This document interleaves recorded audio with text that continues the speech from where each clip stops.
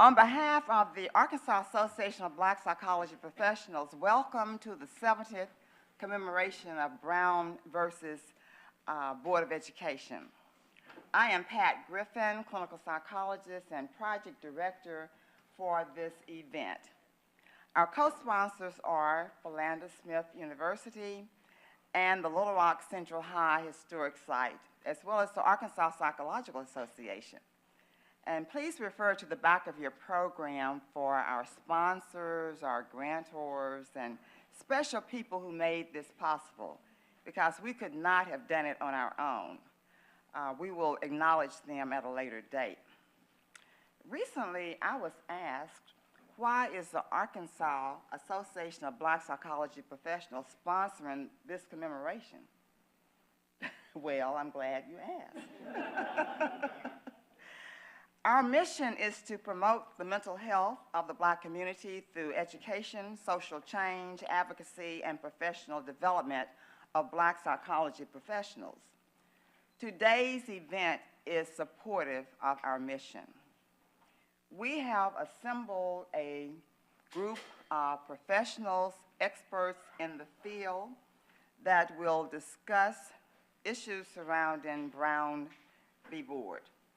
And we've created an atmosphere that will be informative, that will allow dialogue, that will challenge, and hopefully inspire.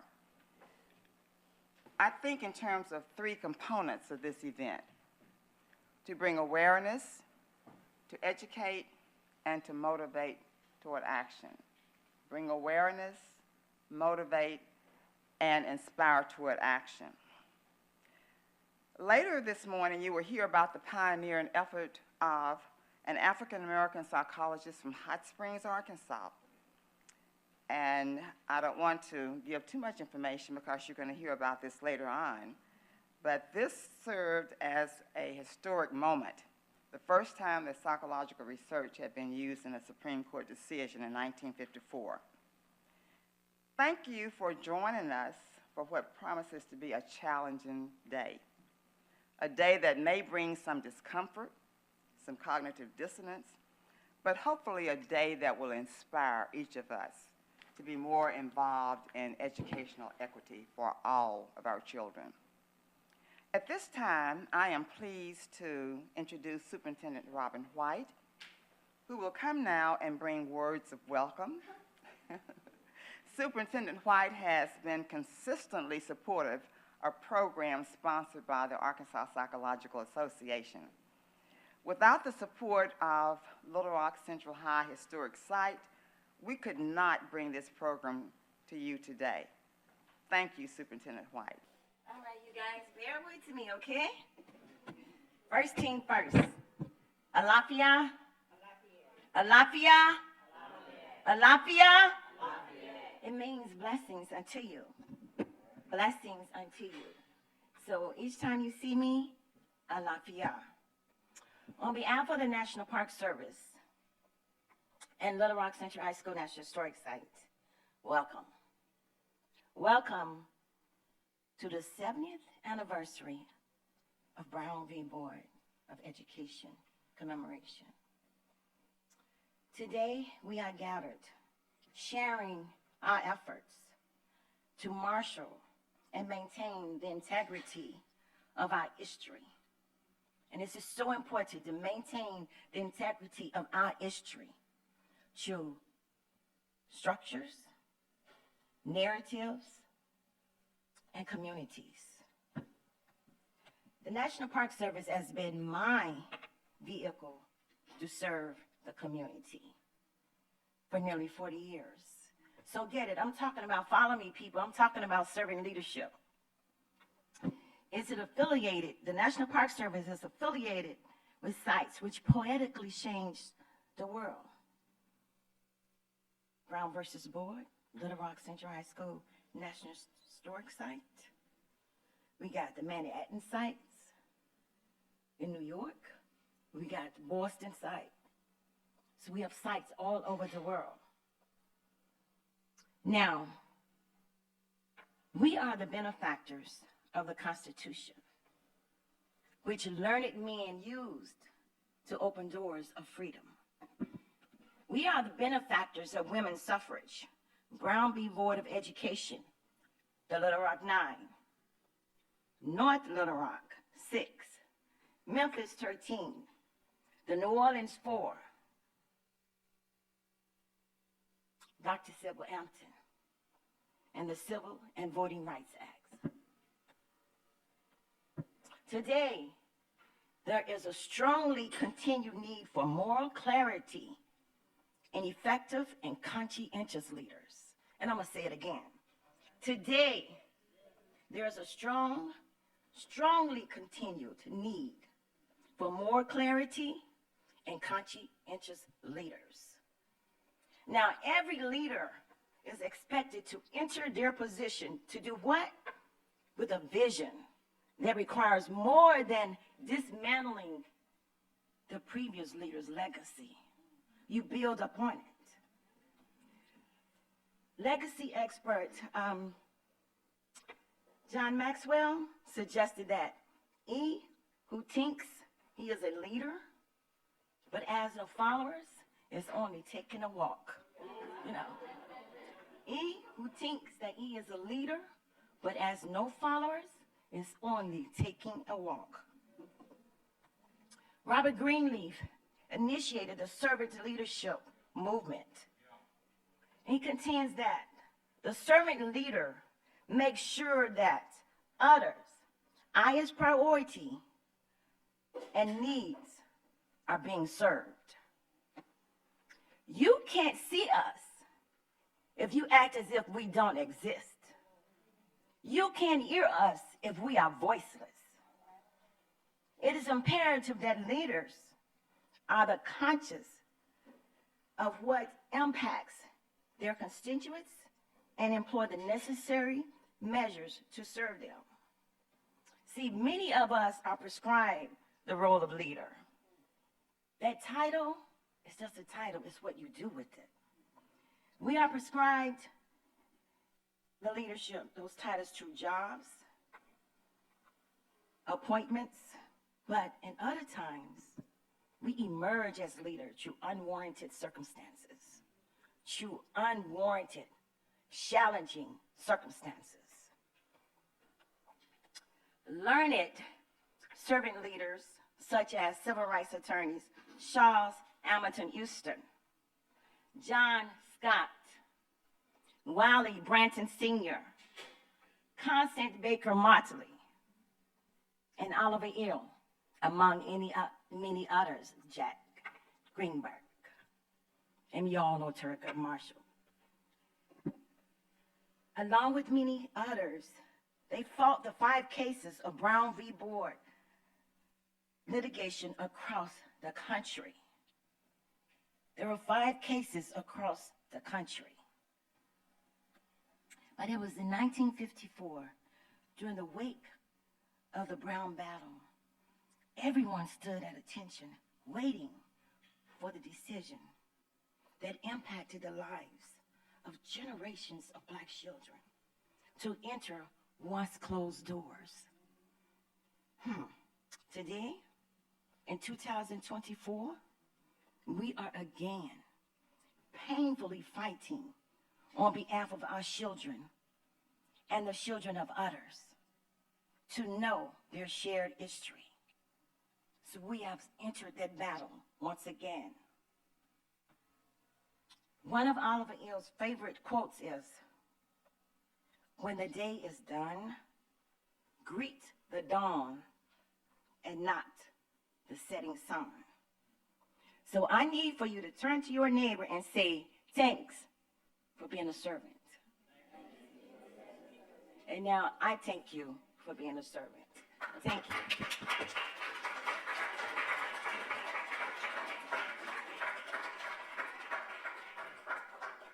Thank you, Superintendent White. Such prophetic words. Dr. Cynthia Von Hobson, Interim President of Philander Smith University, will now bring greetings. Thank you, Dr. Von Hobson, for being with us and for your generous support of this event by opening the campus to commemorate this historical milestone. Philander has always been very generous to our association. We were here in 2020 for our centennial commemoration, and again, you have invited us back, so we thank you. Thank you.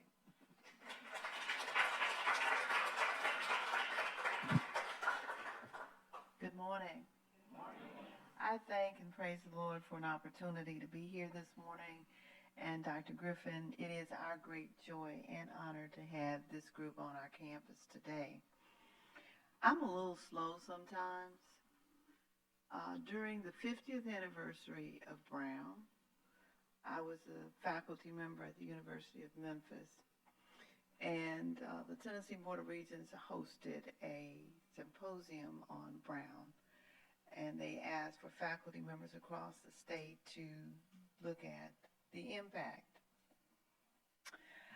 And it just so happened that I had talked to my sister-in-law the Saturday before at a funeral, and she mentioned something about she didn't like to sit with her back to the door. And silly me, I asked why. And she shared with me that she had been part of a desegregation movement in Haywood County, Tennessee, where I come from. And when she was one of the few African-American children in that white high school, she said when they sat with their back to the door and the students behind them, at the end of the day, they had spitballs and they had eraser dust and all kinds of things that happened to them because the children didn't want them there. And so it began some research I call the Children of Freedom, looking at those young people who had gone into those newly desegregated schools and what had happened to them. This is 50 years later, and some of those students who are now grown up 50 years later, were in such a mental state, they couldn't even talk about what had happened to them 50 years ago. They were still wounded. So today, I want to make sure I say, the Little Rock Nine, they're our heroes. We owe them a debt of gratitude, and I am so very proud to be part of this 70th celebration. One day when I was a faculty member at Murray State University and the only one who looked like me, I don't even know why this came to my mind. I was reading something about Brown, and it just dawned on me to pick up the phone. And I asked for directory assistance in Little Rock, Arkansas, and got Mrs. Daisy Bates on the phone. Unnerved me, because, you know, you don't expect anybody to answer the phone first off. And then she confirmed with me that that's who she was. And I said, Mrs. Bates, you don't know me, but I just need to say thank you. Because of you, I am here. And she paused a minute and she said, okay, well, thank you.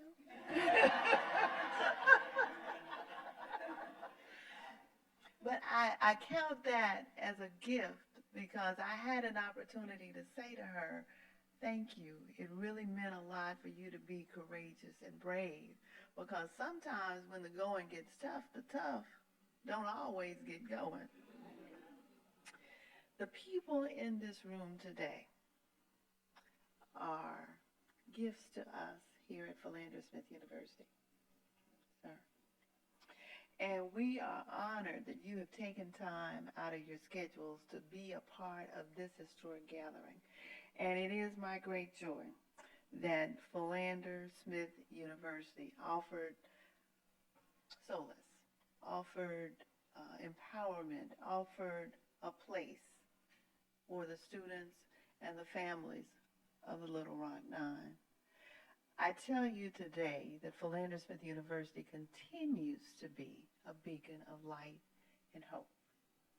And we're happy that you're here, and we ask that you enjoy every moment of your time here, and keep Philandra Smith in your prayers because she continues to be a jewel in this community, as are you. And so thank you so much for being here today, and we hope you will enjoy your time here and be blessed in every way. Thank you so much.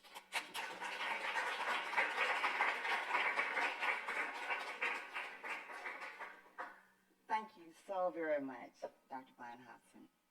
And as others gather, please feel free to be seated. Others will be coming in as we dive into this program. Just a few announcements. Restrooms are immediately down the hallway on your left. We will have a break at 11. Lunch is sponsored by Southern Bancorp, and we'll arrive at 12 o'clock, and we will break at 12:10 for lunch. We'll have lunch in this room. Continuing education credits are available for those who remain for the entire event. So finally, I have the privilege of introducing our moderator for today. AABPP has available, before I introduce the moderator, we do have a book by one of the graduates of Philandra Smith, Dr. Von Hobson, Dr. Robert Williams. You may have seen the book on the table when you signed in. The name of the book is Racism Learned at an Early Age. We have a limited number of those books for sale. So I would encourage you to pick them up if you can. And also remember to complete the evaluation form. The evaluation form is in the back of the program, and we'll hand out the CEUs. So now it is my pleasure to introduce our moderator for today, Dr. Kyla Holmes. Dr. Holmes has the awesome responsibility of navigating and engineering us through this event today. And she is well equipped to do this. I've seen her in operation on other occasions, and she is well equipped. Her bio is in the program. Briefly, however, Dr. Holmes is a child clinical psychologist here in Little Rock, obtained her PhD in clinical psychology from the University of Alabama in Tuscaloosa. She is the owner of Shalom Wellness Services, LLC, and the founder of Birth and the Gifts.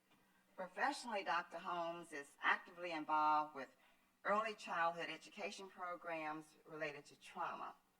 Dr. Holmes is a charter member of the Arkansas Association of Black Psychology Professionals, past president, current vice president, and on the executive committee. She has also served as president of the Arkansas Psychological Association. So we are very pleased to have her as our moderator today. Please join me in a round of applause as we welcome our moderator, Dr. Holmes.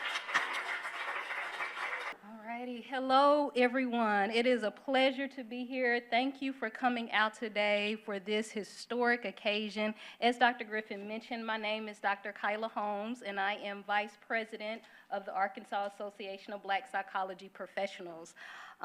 So again, thank you for being here, and I just want to reiterate something that Dr. Griffin said in the beginning, and she kind of highlighted the the focus of today. So we just ask that folks, as you listen to the information, she mentioned awareness, so we hope that something is said today that raises your awareness. It may kind of reinforce information you already know, and you may learn something new. So we ask you to focus on awareness. Hopefully it's something said that motivates you, and then you can apply to your life in a way that inspires you into action. So I just want to reiterate, I thought those were three wonderful themes for today: awareness, motivation, and inspiration towards action. All right, so I'm just going to jump right in. We have a wonderful slate of speakers for today, and we're starting with, the program is in there. Everybody's bio is in the program, so hopefully you'll see that there. I'm just going to give some highlights for the speakers because I want to be sure they have their time. So our first speaker is Dr. John Kirk. Dr. John Kirk is the George W. Donaghy Distinguished Professor of History at the University of Arkansas at Little Rock, and he's worked at the University of Wales and the University of London in the United Kingdom before moving to the States. He has received a range of awards over the years. He has a series of accolades for all of his work, including his work on the Arkansas Civil Rights Heritage Trail. his work on the Arkansas, for the J.G. Ragsdale Book Award, and then also for a series of articles that he has written.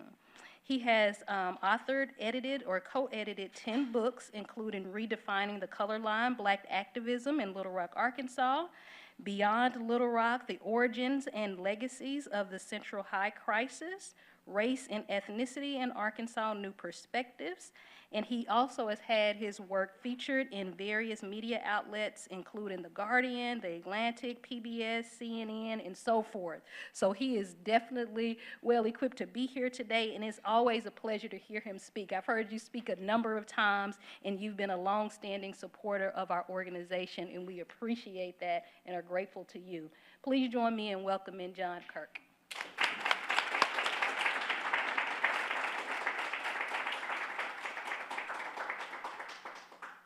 Good morning, everyone.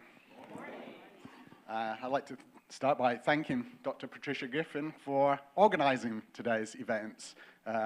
It's always an incredible amount of work, more than anybody can imagine, to organize a conference like this, and I'm so grateful to her for taking it on. I'm glad to be the person speaking rather than having to organize a conference this time. I've done it myself, and I know just how much hard work it is. I'd also like to thank Flanders Smith for hosting us today, and to the long list of sponsors in the program for making it all possible.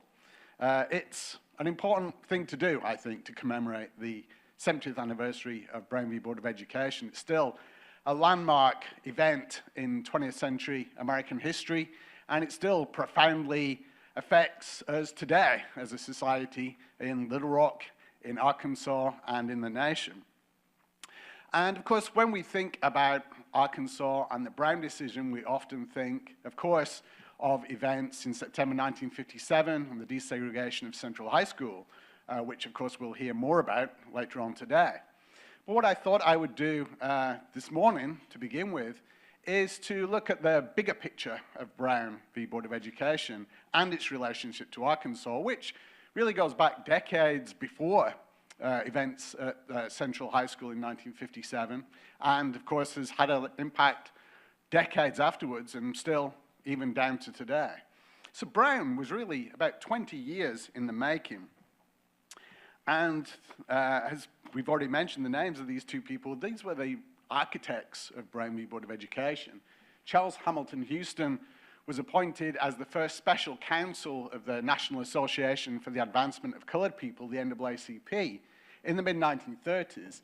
And really it was Houston who conceived of the idea of attacking segregation through higher education. Higher education, or the kind of education realm, he believed sort of spoke to the interests and aspirations of the black middle class, which were an important part of the NAACP's constituency at the time. And he also believed that the way to sort of dismantle segregation was to try and get the courts to enforce the idea of separate but equal. In 1896, the Plessy versus Ferguson decision had set up this idea of separate but equal that sort of mandated segregation, but said segregation was permissible under the Constitution, but as long as equal facilities were provided for the races. And Houston knew, as did many other people, that separate hardly ever meant equal. That separate meant separate, but there was very little equality. And his idea was to, separate but equal had been established, so his first idea was to enforce separate but equal, because he knew that it was virtually impossible to enforce that ideal. Houston sort of drew this up on his protege, Thurgood Marshall, who succeeded him in 1940 as special counsel of the NAACP, and also was director counsel of the NAACP's Legal Defense Fund, which played an important role in Brown in 1939, sort of took charge of implementing Charles Hamilton Houston's program for dismantling segregation in education. The first thing that Thurgood Marshall did was focus on teachers' salary equalization suits. That was really the first step towards Brown v. Board of Education. And here's a photograph of Sue Cowan Williams, who was a teacher at Dunbar High School, just up the road from here. And the Sue Cowan Williams Library I'm sure many of you know it and have been there, is literally just a few blocks up the road from here, and reopened last night after being refurbished, and is having its grand opening again. So it's named after Sue Cairn Williams, who was head of the English department at Flanders Smith in the early 1940s. And Williams was the plaintiff in the teacher's salary suit here in Little Rock, which is one of the important cases in a chain of cases that Thurgood Marshall pursued. In fact, Marshall's first successful case in equalizing teachers' salaries came in Baltimore, which is where his own mother had been a teacher. So Marshall was very much invested in and knew firsthand the sort of inequalities that teachers faced. And, of course, teachers made up one of the largest components of the black middle class in many cities across the nation at the time. And African-American teachers were needed, of course, because there were segregated schools, and therefore there was a need for African-American teachers to teach in African-American schools.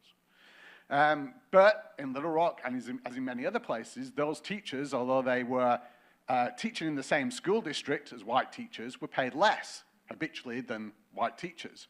So in many ways, it was a very transparent way to demonstrate that separate was not equal, right? You have teachers performing the same tasks in the same school district, doing the same things, and getting paid less to do the same job. Clearly, that was separate, but it was not equal. So it was a very transparent way to take to the courts and to kind of tackle the whole notion of separate but equal. And Marshall was extremely successful in his teacher salary suits. Marshall won more suits than he lost. He started in the north and then kind of worked his way further and further into the south.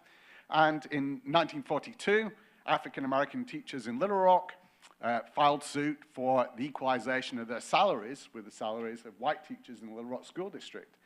And after a long process of going through the courts, and of course it takes a long time to go through the courts, in 1945 on appeal, they had their case upheld, and the Little Rock teachers won their case for equalization of pay.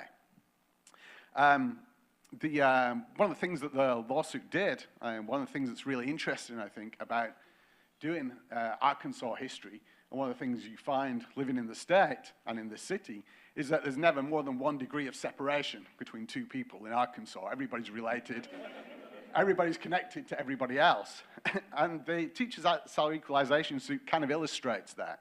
Because some of the people involved in the teachers' salary equalization suit were the mother and aunt of Ernest Green, who was one of the Little Rock 9 students who helped to desegregate Central High School in 1957. So there's a kind of direct connection through this Brown lineage from the teachers' salary suits in the 1940s to the desegregation of Central High School in 1957.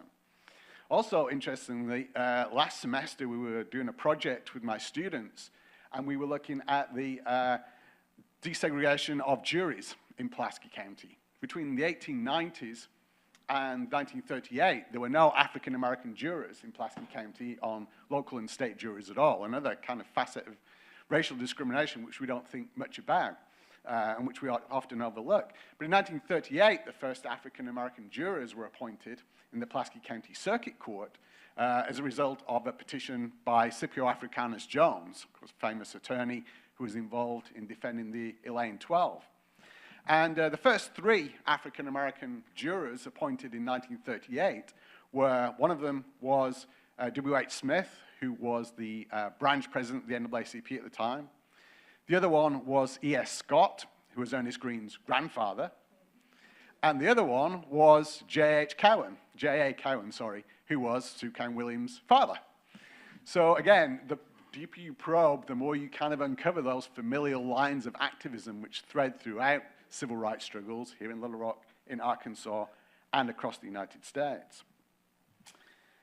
After the teachers' equalization suits proved successful, the next step were the higher education suits. So next, the NAACP targeted higher education, and through a series of suits laid the groundwork for Brown v. Board of Education. So the next phase in the attack on segregation in education was through these various lawsuits. Now, the first of these was Gaines v. Canada in 1938, and here's Lloyd Gaines, who applied to go to the University of Missouri. And at the time, higher education institutions addressed the idea of separate but equal by providing what were known as out-of-state scholarships.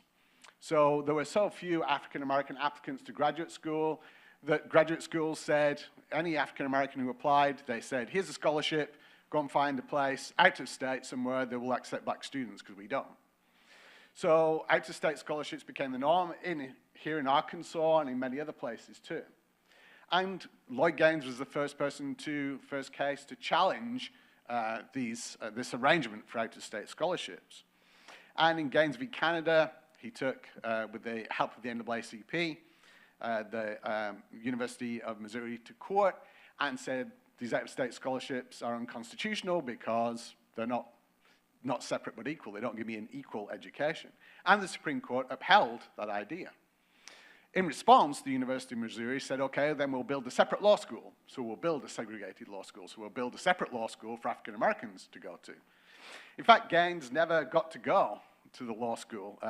Gaines is a kind of odd case in the way that this ends, because before he was due to go to law school over that summer, he was working various jobs around the country, and he was staying with friends in Chicago. And one day when he was in Chicago, he told them he was going out to buy some stamps and never returned.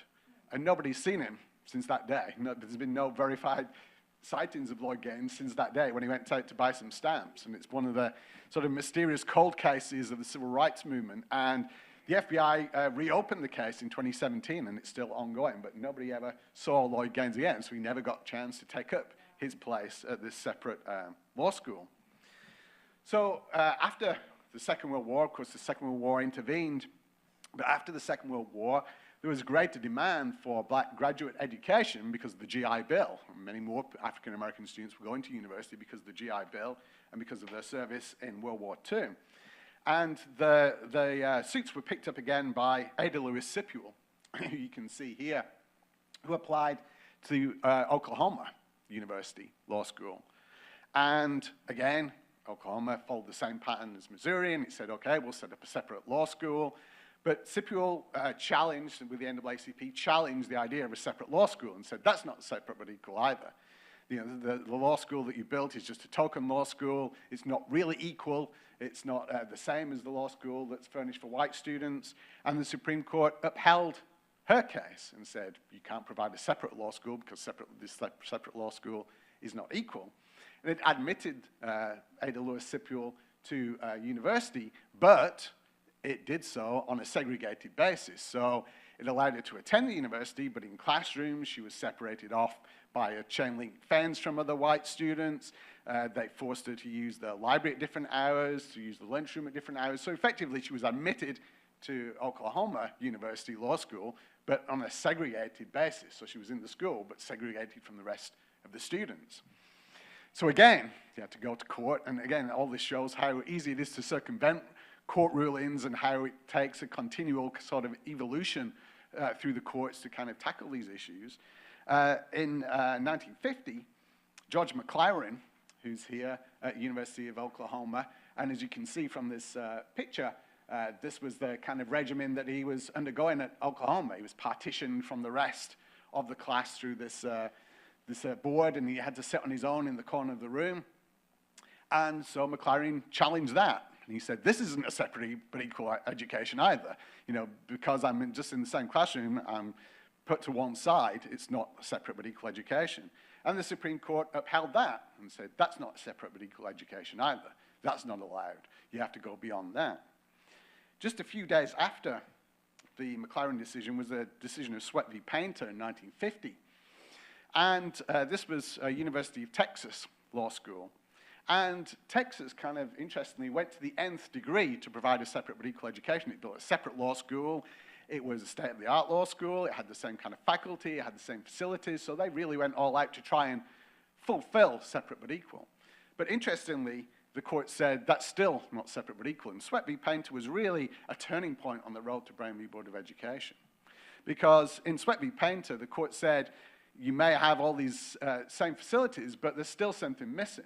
Those intangible factors that are important in education. That is, you don't get to mix with your peer group. You don't get to form those networks which last you the length of your career. Those are integral parts of education, integral parts of your professional development. So in 1950, really, the NAACP and the courts had pushed separate but equal to its breaking point. And the courts had said in Sweat v. Painter that separate but equal really was unfeasible. It just couldn't be upheld. And in many ways, this kind of foreordained what the Supreme Court found in 1954 in one of the central tenets of Brown v. Board of Education, that separate can never be equal. That's effectively what the court was saying in 1950. Separation in itself can never really be equal. But the question was, what's next after that? Where do you go beyond separate but equal? What do you try for next?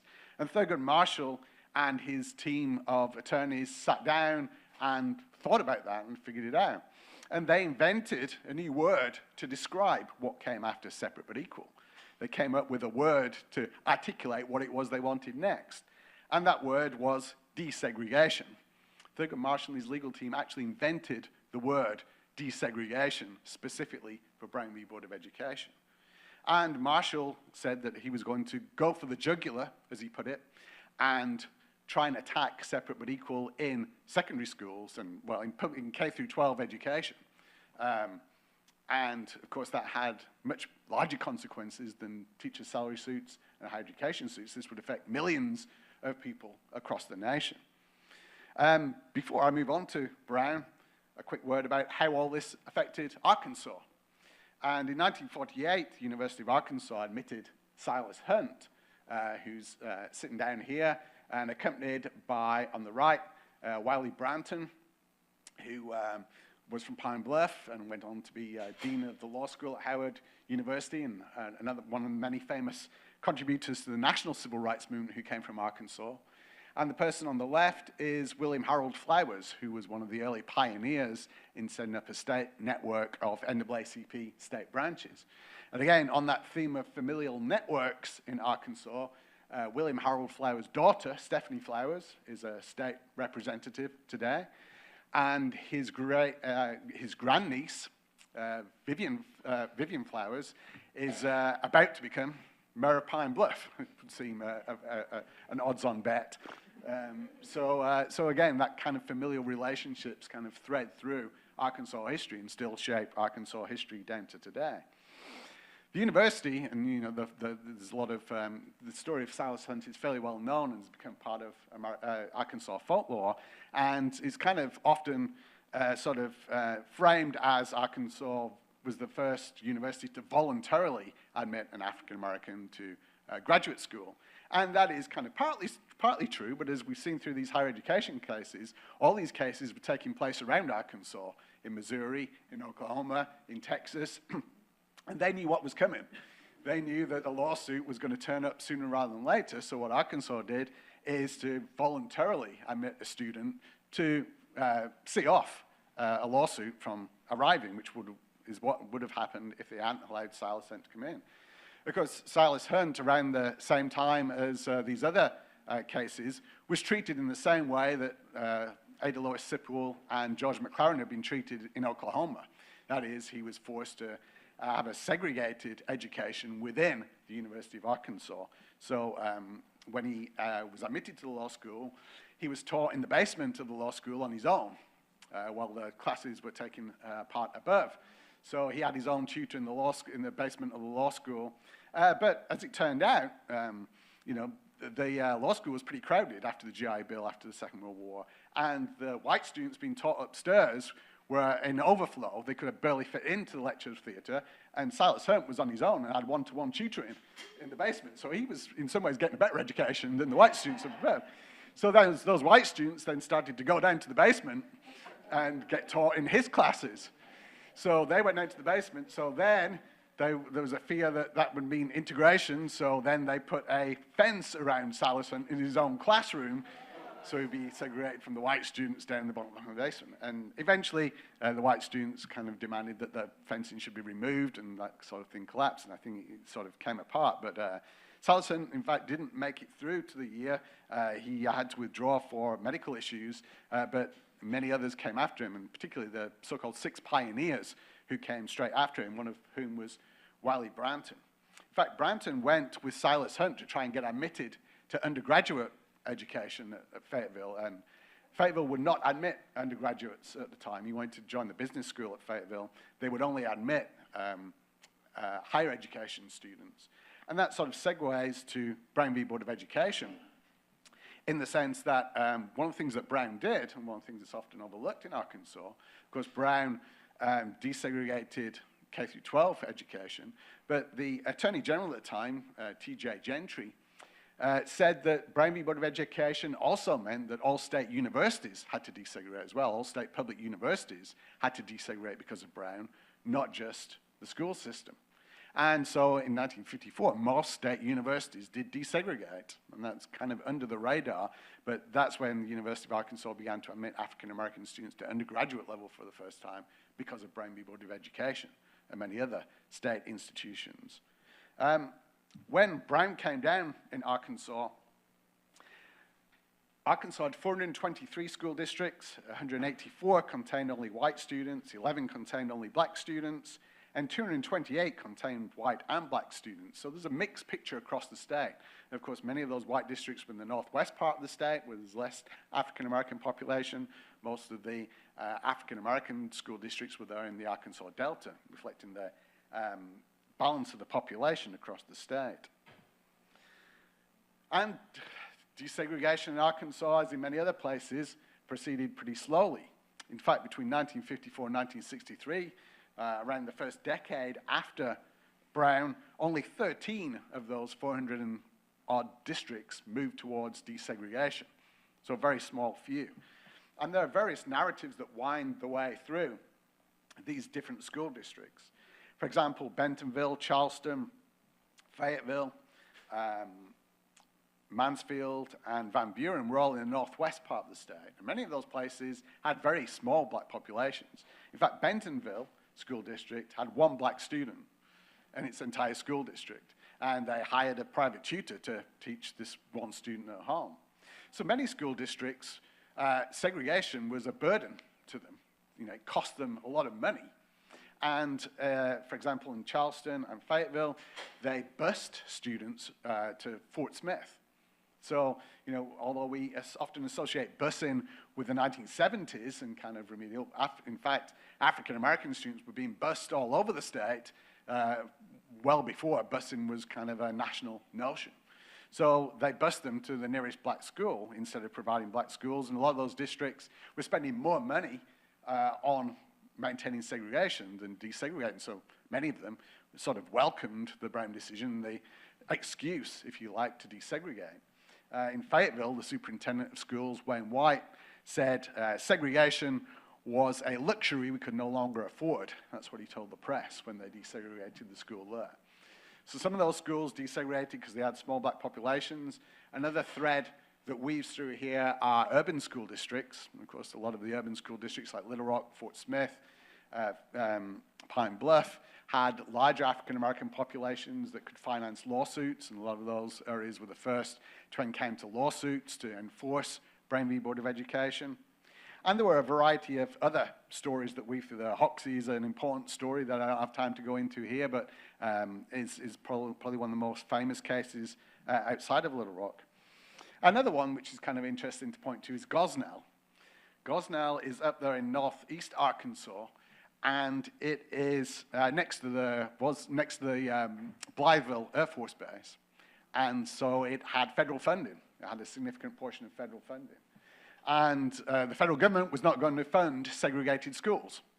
So Gosnell desegregated because it didn't want to lose federal funding. And that was an important foreshadowing of what would happen a decade after Brown in 1964. So the 1964 Civil Rights Act really was in many ways the most meaningful beginning point for the implementation of Brown v. Board of Education, a full decade after the court ruling. 13 school districts by 1963 desegregated. The Civil Rights Act put more pressure on school districts to act. And by 1966, so up to 1963, only 13 districts had moved towards desegregation. By 1966, only 36 school districts had not begun to implement desegregation plans. So the real turning point, in many ways, was not Brown for school desegregation in the state, but it was the 1964 Civil Rights Act, which really sped up the process of school desegregation. As I wind up, a final thought. To go back to the beginning, we started with the teacher salary equalization suits. And one of the ironic, cruel casualties, I suppose, of Brown v. Board of Education initially in those early years were school teachers, the people who began this process by filing these equalization suits. Very often, and particularly in these local rural communities, desegregation often meant closing black schools and firing black teachers. And so, black students would have to go into white schools, so all the pressure and onus was on black students to go to white schools, and black teachers would lose their jobs. And many black teachers, particularly in the northwest part of the state, with small black populations, lost their jobs. One school teacher in Van Buren was told that they were being let go because of the 1964 Civil Rights Act, which is a kind of an odd sort of juxtaposition, right, about what the intent of that act was. But one of the things the Civil Rights Act did include was the idea of taking teachers into account and taking faculty into account. So one of the things that Brown didn't do is to think about black school teachers and what would happen to them after schools desegregated. And so in the 1964 Civil Rights Act gave a remedy to that, and for the first time focused on black teachers and the need to desegregate faculties of those schools. And in Arkansas, the first lawsuit that was filed for teachers to maintain their jobs was in Morrilton, the Morrilton School District, which was an important strategic school because it took a lot of black students from down all through the Arkansas River Valley. Was the first one to launch a successful lawsuit to have the rights of black teachers taken into account in the process of school desegregation.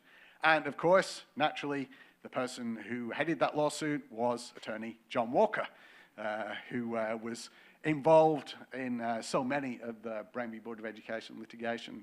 Sadly, is no longer with us, but certainly an important person to remember in Arkansas in the whole history of Brown, and an attorney who dedicated most of his life and career to making sure that Brown v. Board of Education was implemented from 1954 onwards, right pretty much to the very end of his life. He was fighting for the equalization and the implementation of Brown v. Board of Education in school districts in Arkansas. And with John Walker, it seems like an appropriate place to bring this to a close, this overview of Arkansas v. Brown v. Board of Education. So I'll finish there, and if you have any questions, grab a minute or two to take any, if you have any. Thank you.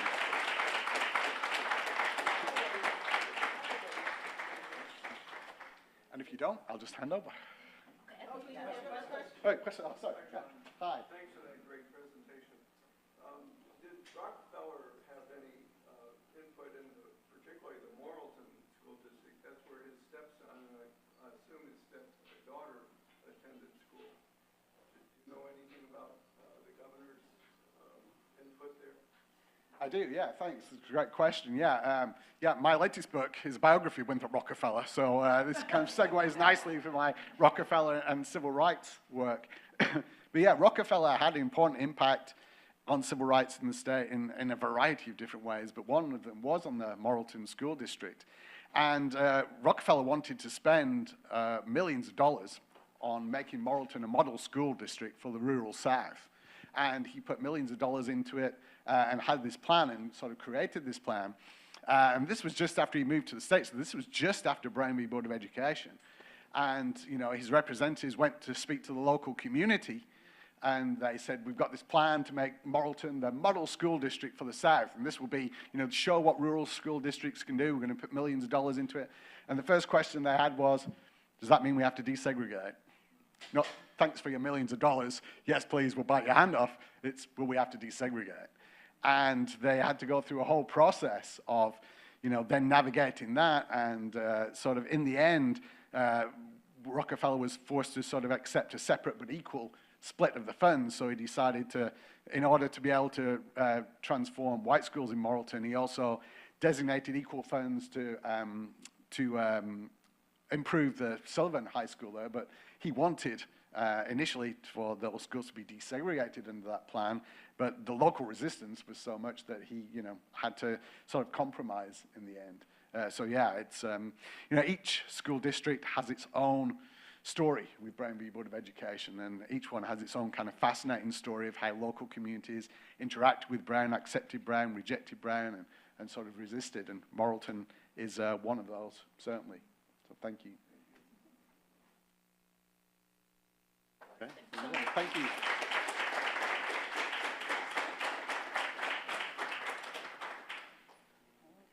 Wow, thank you again, Dr. Kirk, for providing such amazing historical context to start off our day here. Okay, we're going to go ahead and go to the next presenter. And before I do that, I do want to bring your attention to the objectives. So Dr. Kirk started us off very well with talking about the historical context, particularly of the Brown decision in Arkansas and all of the different historical events around that. And about page, I think it's 5 or 6 in your brochure, you'll see the rest of our objectives there. We have 6 objectives for today, and we hope to be able to go through that and meet those objectives throughout today's speakers. So our next speaker is Dr. Loretta McGregor. And Dr. McGregor is a professor of psychology and the immediate past president of the Faculty Senate at Arkansas State University in Jonesboro. She's a member of the A-State faculty she's been a member of the faculty for 15 years and served as chairperson in the Department of Psychology and Counseling for 8 years.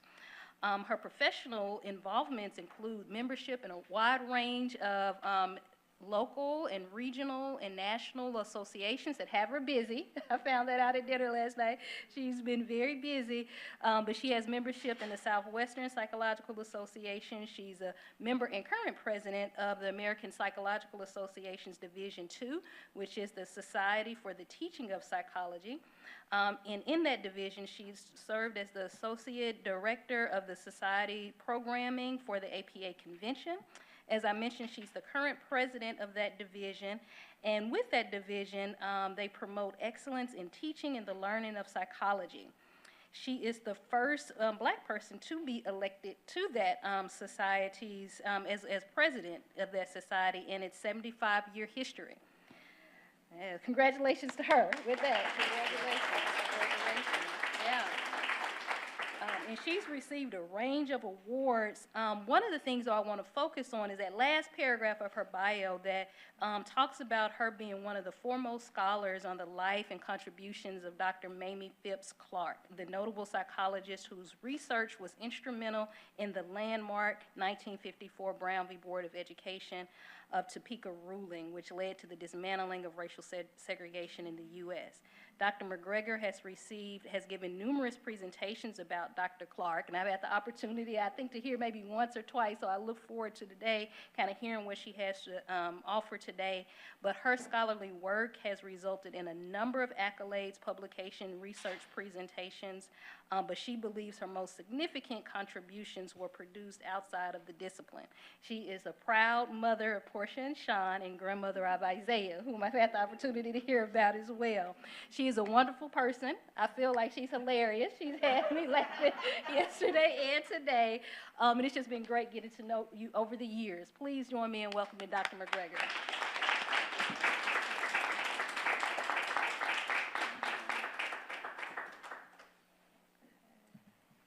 So, as I was introduced, my name is Dr. Loretta Neal McGregor. I am originally from a little town called Hope, Arkansas. You may know it. Hope.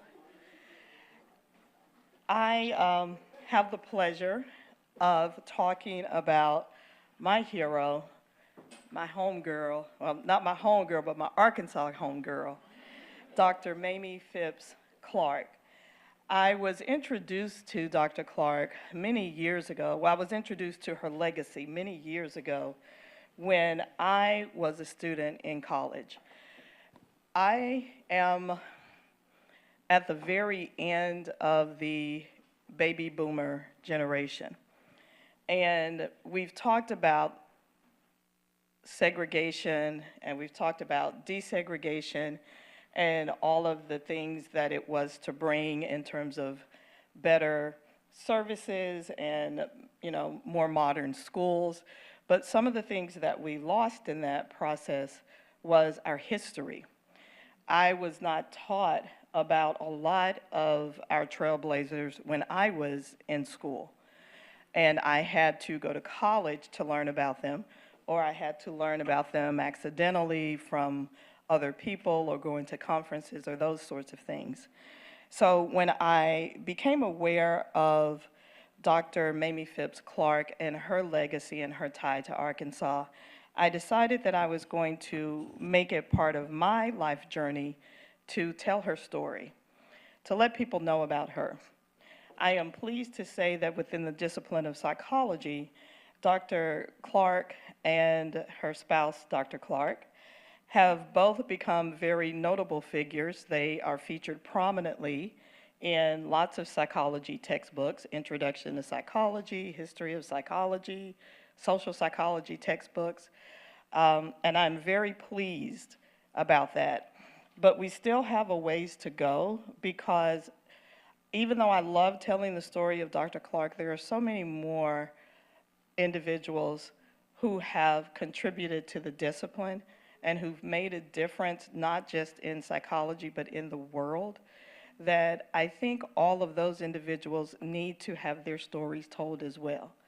I can't do it all, but I can tell you about my friend, Dr. Mamie Phipps Clark. She was born in Hot Springs, Arkansas, on October 18th in 1917. Her father, Harold Hilton Phipps, was born in St. Kitts, British West Indies, in 1882. He immigrated to the United States in 1904. Dr. Phipps moved here and became a physician. He was one of the few physicians in the area. He met and married his wife, Katie Clark, Catherine, he called her Katie, Katie Florence Smith, who became Katie Florence Smith Phipps. And they ran a hotel together, and she was a housewife. Now you say, well, I thought you said he was a doctor. He was a physician, but as we know, in our neighborhood, we have more than one job sometimes. And he was, in addition to the physician, he managed the Pythian Hotel, which was actually a resort and spa for Black patrons who visited Hot Springs at the time. So these are the Phipps. This is Harold, and this is Catherine. This is an advertisement that was in the Hot Springs newspaper, one of the local newspaper, and then also one in Washington, D.C. newspaper about the Pythian Hotel. So they were advertising across the country for individuals who could afford to come and visit Hot Springs. And as we all know, at that particular time, Hot Springs had a very good reputation because of the warming waters in the springs and the healing properties people associated with the springs. Again, just another advertisement for it. Mamie was the younger of two children. She had an older brother named Harold Hilton Phipps. Harold was born on February 18th, 1916. They were both born in Hot Springs. Mamie says that she loved her family and enjoyed growing up in Hot Springs. She said she recalled in her words, "How can I tell you I had a happy childhood? I really did. I enjoyed everything. I enjoyed school, I loved school, I enjoyed recreation, I enjoyed the little traveling we did. I was very happy. I can't say it was impoverished. For me, it was privileged. It was a very privileged childhood." That's a quote from Mamie Clark. Because her parents knew firsthand the benefits of a college education, they encouraged both Mamie and her brother to pursue not only their high school education, but then to go to college as well. Mamie graduated from Langston High School on June the 8th in 1934 at the grand old age of 16. Her brother went on to be a dentist and was a dentist in Pine Bluff for a number of years. This is the commencement program. And as most of us remember, the excitement of graduating from high school, you get your little invitations and your cards. The same thing was true.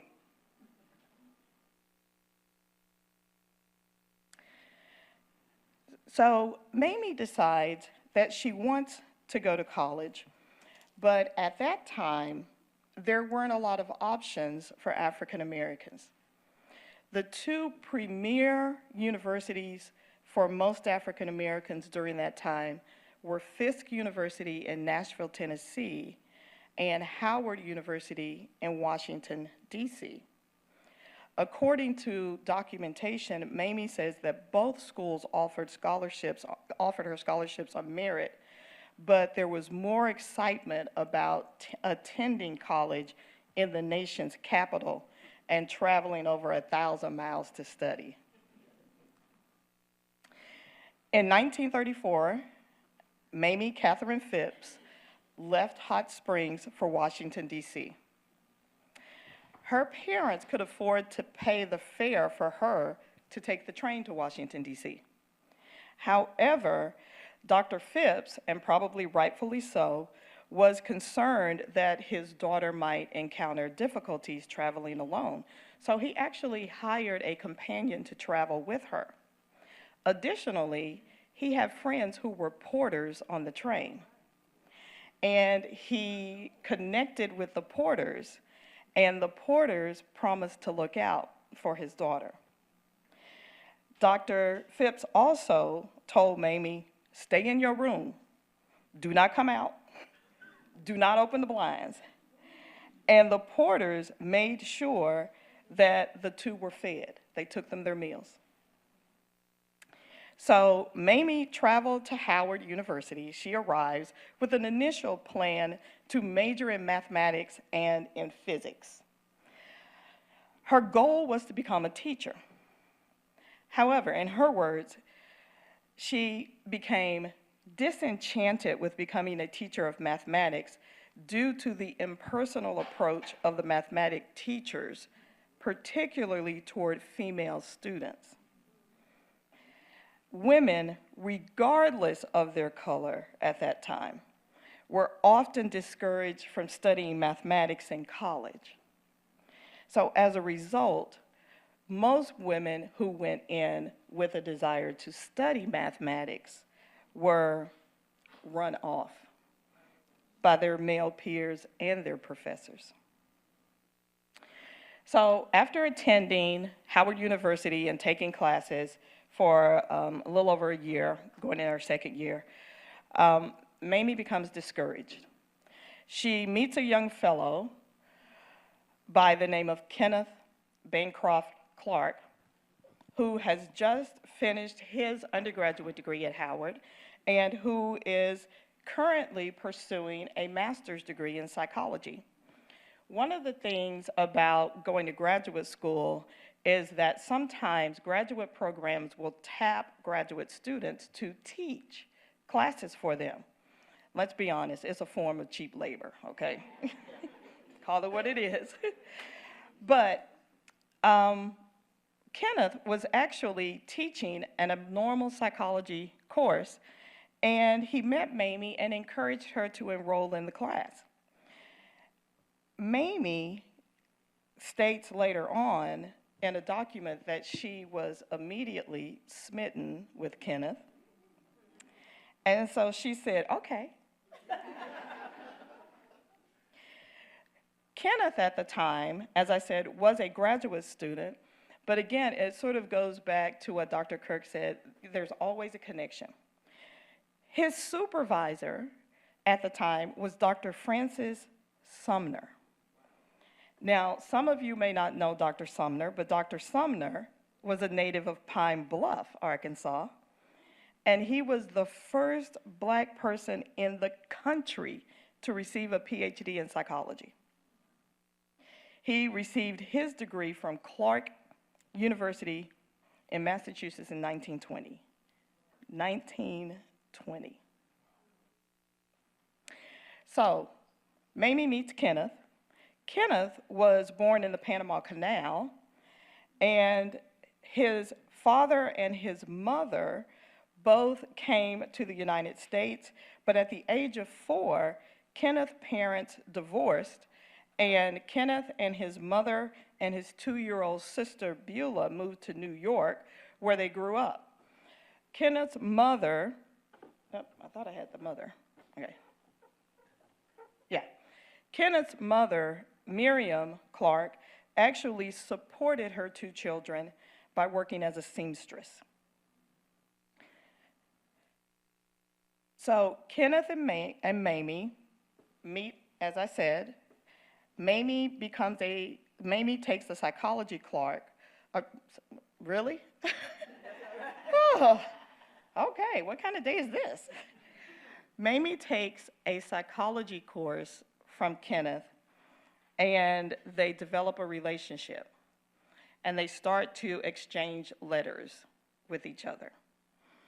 When Mamie comes home over the summer, she and Kenneth continue to write each other.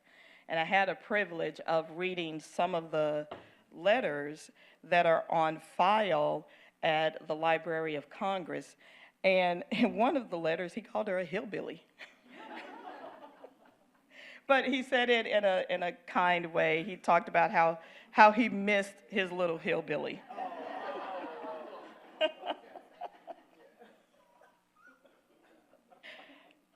So their relationship grew, and during her senior year in college, Mamie and Kenneth married on April 14th in 1938. That same year, about a month or so later, she graduated magna cum laude from Howard University. She has a very difficult time finding a job. Even as a college-educated Black woman, she couldn't find a job. Again, in her words, "In the security of the almost completely segregated student body at Howard University, it did not occur to me to ask such questions as, how will a Negro woman fare in the nearly all-white male field of psychology? How will a female psychologist manage to satisfy an interest in working with children in a northern society mainly offering services to white children?" So in the summer of 1938, after graduating, again, she couldn't find a job. So she took a part-time job as a secretary in the law firm of Charles Hamilton Houston. Again, you see those connections? The placement was arranged for her by Howard University. Thurgood Marshall, as we heard earlier, frequented the office of Charles Hamilton Houston because they strategized together on their lawsuits on behalf of the NAACP. So this is how Mamie met those 2 gentlemen. So she goes on and she decides that she's going to now pursue her graduate work. So she works there during the summer. In the fall, she returns to Howard University, where she is now going to work on her master's degree. Kenneth, at that time, had been accepted into Columbia University, and he was working on his doctorate in psychology. So he's actually traveling now and working on his doctorate while his wife is actually working on her master's degree. How was this possible? Well, it was possible because they had met and befriended Jean and Ruth Hartley. Jean and Ruth Hartley were both benefactors, and they gave a lot of money to causes that would strengthen and benefit the Black community. That included giving scholarships and fellowships to students who they thought were going to make an impactful change in the world. And this included the Clarks. So Kenneth and Mamie both go and talk to the Hartleys about their research. They talk to them about the fellowship opportunities, and they are awarded a fellowship so that they can attend school. The Hartleys also were doing research on the effects of segregation on students, but they were using primarily white students who were of elementary and preschool age. And this is where Mamie and Kenneth got their idea to do similar research with black students. The research that the Hartleys were doing is that the Hartleys were actually using colorings. So they were having coloring sheets, and the students were using the coloring sheets. So they worked with the Hartleys for a while, but in 1940, Mamie and Kenneth also applied for a grant from the Rosenwald Fellowship Fund, and they became Rosenwald Scholars. That allowed both of them then to continue their education.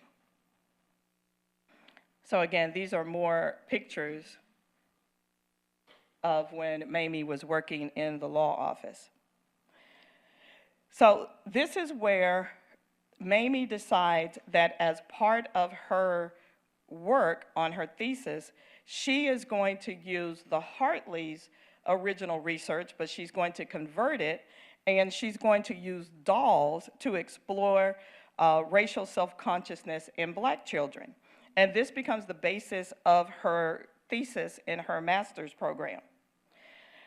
That was in 1938, so she goes back to school 1938 in the fall.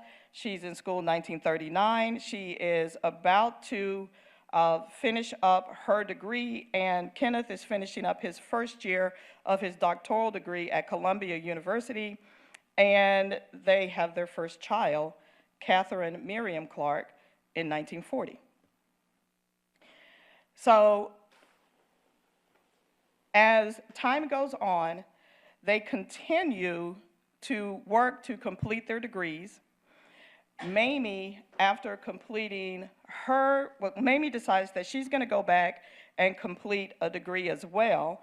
Mamie goes to Columbia after her husband graduates and is now employed in teaching, so they're having to take turns and juggle. And in 1943, Mamie defended her dissertation and gave birth to her second child. Yeah. So Hilton Bancroft Clark was born at that time. After completing her doctorate, Mamie began to seek full-time employment again.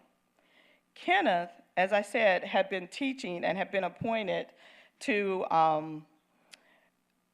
the City College in New York and was a psychology professor there. Mamie, again, had a hard time finding a job, even after having a doctorate at this point. Her first job was with the American Public Health Association, where she was hired to analyze data gathered on nurses throughout the country. According to Mamie, it was a humiliating and distasteful first employment experience. But she stuck it out for a year. She then went to work for the U.S. Armed Forces Institute and the New York Examination Center in the Teachers College at Columbia University. And in 1946, she secured a position at the Riverdale Home for Children, where she conducted psychological testing for homeless black girls while working at Riverside. While working there, Mamie realized that the black children of New York desperately needed psychological services, because at that time, a lot of the local school districts were taking black children and placing them in special education courses without necessarily testing them. This was a way to get the students out of the classroom. And Mamie and her husband started to offer testing services to people that they knew, and then they would actually write up their recommendations and they would send it back to the school.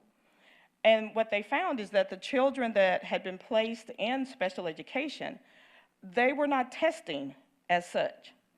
Word gets out that the Clarks are doing testing, so, go have them test your kid. Word gets out that the Clarks are doing testing, and the Clarks themselves decide that, okay, this is something we need to do. So they establish their own service.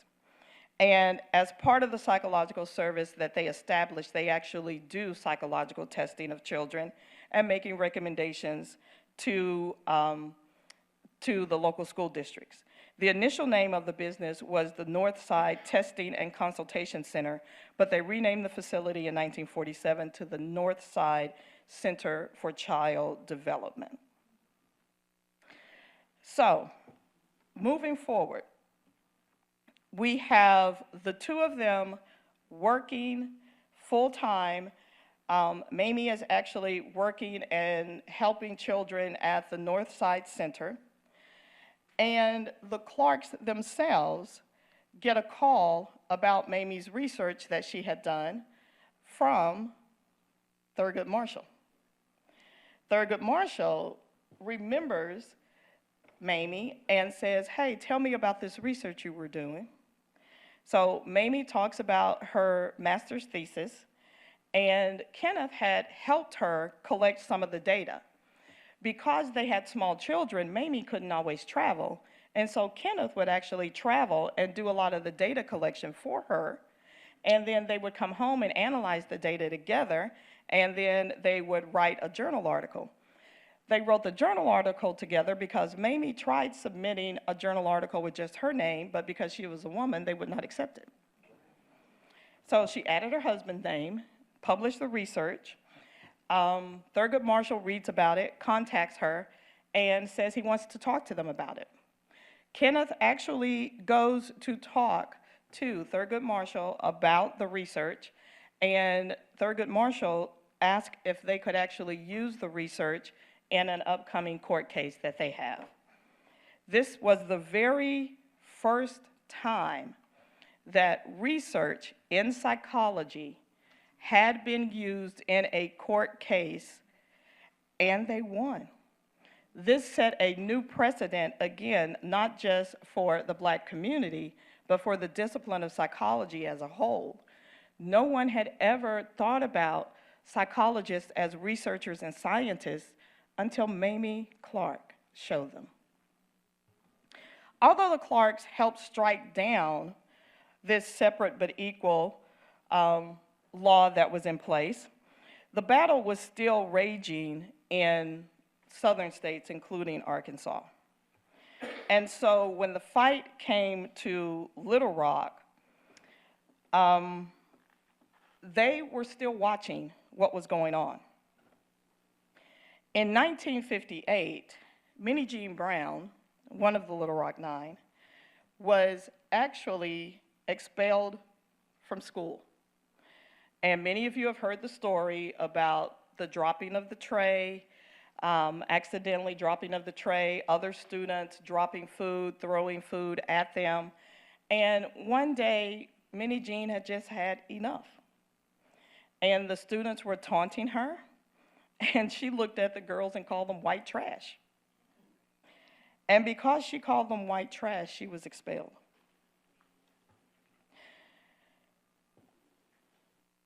In an interview with Minnie Jean, I spoke with her a few years ago, and I asked her what were her thoughts after she was expelled from school. And she said, I didn't know what to do. She said, I just didn't have any idea what I was going to do, but I felt like a failure. She said that her parents, unbeknownst to her, had things in motion, and other people had things in motion with her, but she did not know this until Kenneth Clark traveled to Little Rock and spoke with Minnie Jean and her family. In particular, I asked her about that moment and what she remembered, and she said she simply remembered that Kenneth Clark came to the house, asked her parents if she could go back to New York with him because he was on the board of a private institution that she could attend. This was called New Lincoln School.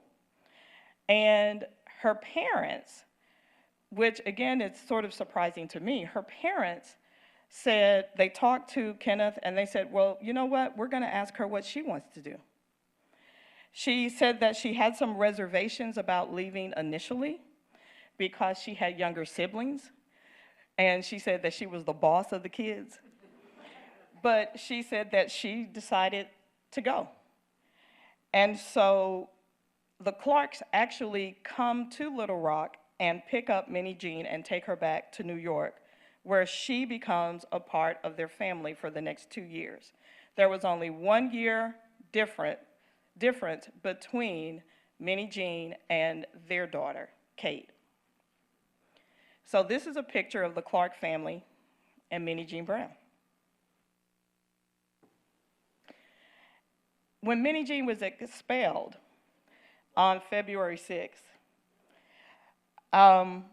students at high school in Little Rock Central started passing around a card that said 1 down, 8 to go.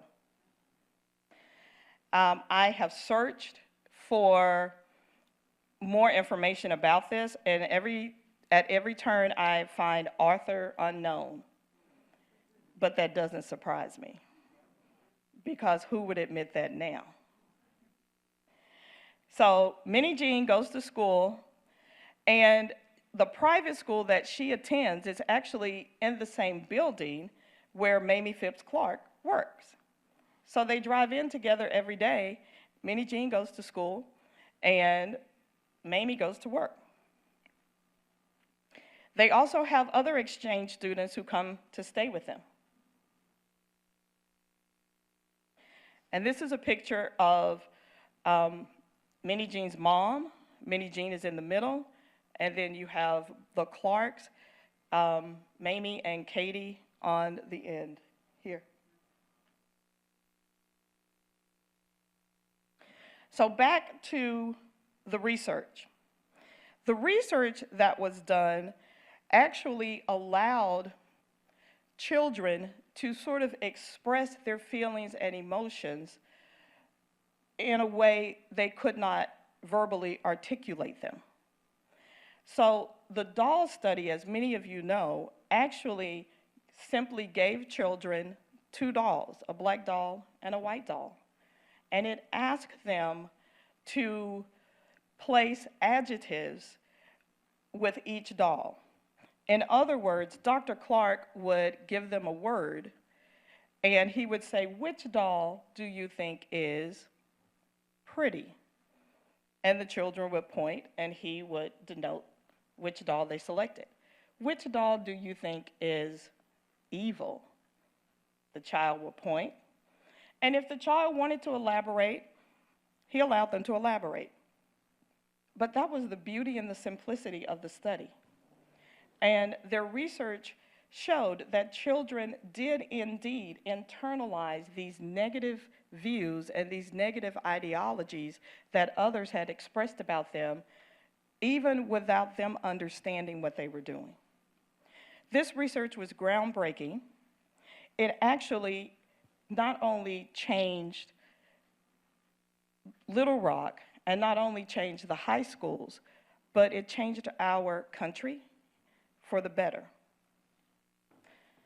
Unfortunately, Dr. Mamie Phipps Clark died of lung cancer on August the 11th, 1983, at the age of 66 in her home. The Clarks had a long and happy marriage together, but it wasn't long enough. They loved each other. She loved her work that she did at the North Side Center. And when she passed away, notable individuals sent their condolences from around the world.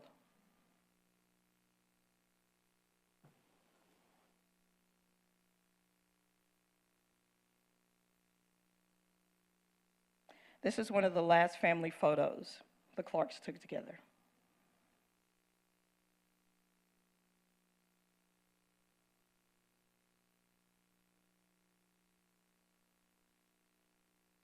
A long, long time ago, when I was just a baby. No. In 1992, I had the pleasure of meeting Dr. Kenneth B. Clark myself. I was attending the American Psychological Association, where I had been asked to give one of my very first national presentations on Dr. Clark. And I contacted Dr. Kenneth B. Clark and asked him if I could talk to him about his wife and his wife's legacy. And he said yes. We talked on the phone for about an hour. I also talked to his secretary at the time, who gave me a lot more insight than Dr. Clark did about Dr. Mamie. And at the end of our conversation, she said, he still finds it very difficult to talk about her. So when I went to the American Psychological Association to give this presentation, I did not know at that time that Dr. Clark would be attending. He met me outside the presentation, and he wanted to meet me and apologize to me and tell me that he couldn't stay. I was like, whew, okay. But there were other people who knew Dr. Mamie and who attended the presentation, and they were very supportive, which encouraged me to continue on doing research on Dr. Mamie and sharing her story. I have gone well beyond my time, but I thank you for your patience and for your interest, and I will open the floor to questions if you have any.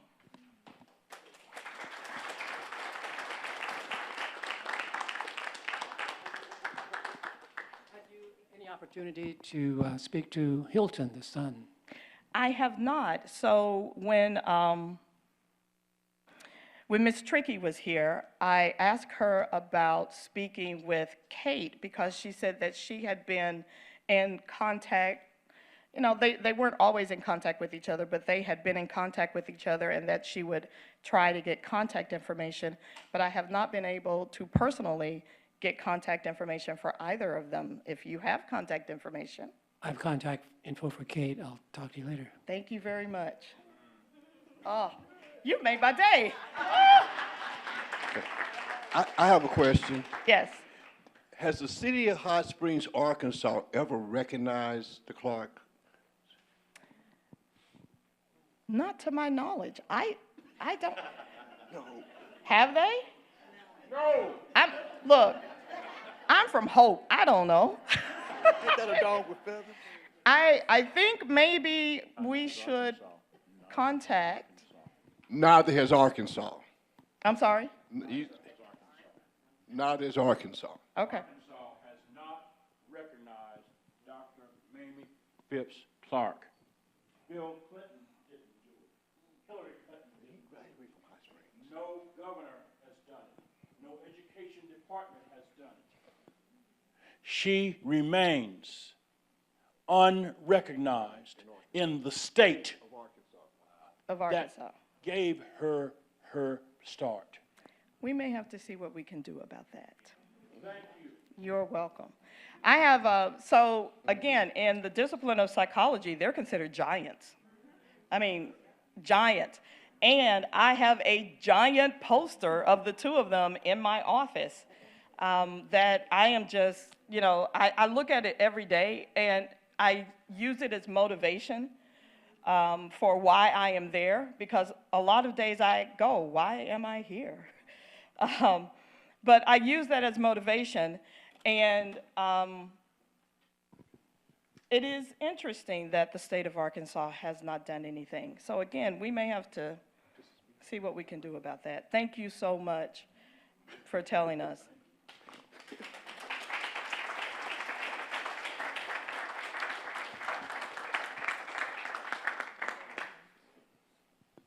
Thank you so much, Dr. McGregor. Talk about awareness and motivation and inspiration towards action. So hopefully I know I learned something new today and was definitely motivated and inspired. So thank you again, Dr. McGregor. Okay, we're going to go on to the next speaker. Our next speaker is Austin Porter, attorney at law. Austin Porter is a highly regarded civil rights litigator based in Little Rock, Arkansas, known for his unwavering dedication to representing plaintiffs in complex legal battles. His legal career is a testament to his passion for justice and advocacy.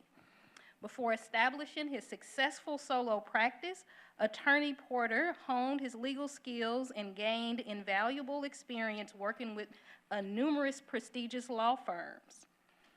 These early professional experiences laid the foundation for his expertise in handling a wide range of civil rights cases with a particular emphasis on employment discrimination and 1983 excessive force claims. Apart from his legal accomplishments, Attorney Porter is deeply involved in community service and leadership roles. He serves as the president of the Progressive League of College Station, a position that reflects his commitment to uplifting marginalized communities and advocating for positive social change. He's recognized as a legal luminary in civil rights law and has garnered acclaim from esteemed publications such as U.S. News and World Report and Arkansas Times, earning accolades for his outstanding contributions to the legal profession and unwavering dedication to advancing civil rights causes. Outside of his professional endeavors, Attorney Porter is a devoted family man. He and his wife, Juanita Porter, are proud parents to 8 children and doting grandparents to 8 grandchildren. This aspect of his life underscores his values of family, community, and service, which are integral to his identity both as a legal professional and as a contributing member of society. Thank you so much, and welcome, and please welcome Attorney Porter.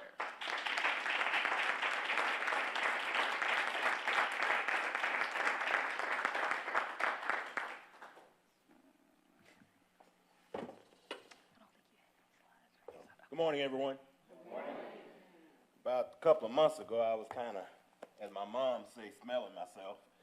And I just went online and I asked Siri, I said, Siri, Alexa, who is Austin Porter? And all of a sudden, Alexa started talking about, well, he's the deputy director of the health department and he's an epidemiologist. I said, wait a minute, that's my son. What about me? And so, anyway, I'm Austin Porter Jr. My dad is Austin Porter Sr. He's still alive, thank God. And my son is Austin Porter III. And so I know we have limited time, so I don't want to be that guy to keep you from eating lunch. So I'm going to try to. I had an hour presentation. Then when I saw that I only had 30 minutes, I said, okay, well, I'm going to have to reduce it to down 30 minutes. And now I see I only got about 20. And so I'll try to cover as much as I can. A lot of these cases that we talked about, the foundation of these cases is the 14th Amendment, the Equal Protection Clause.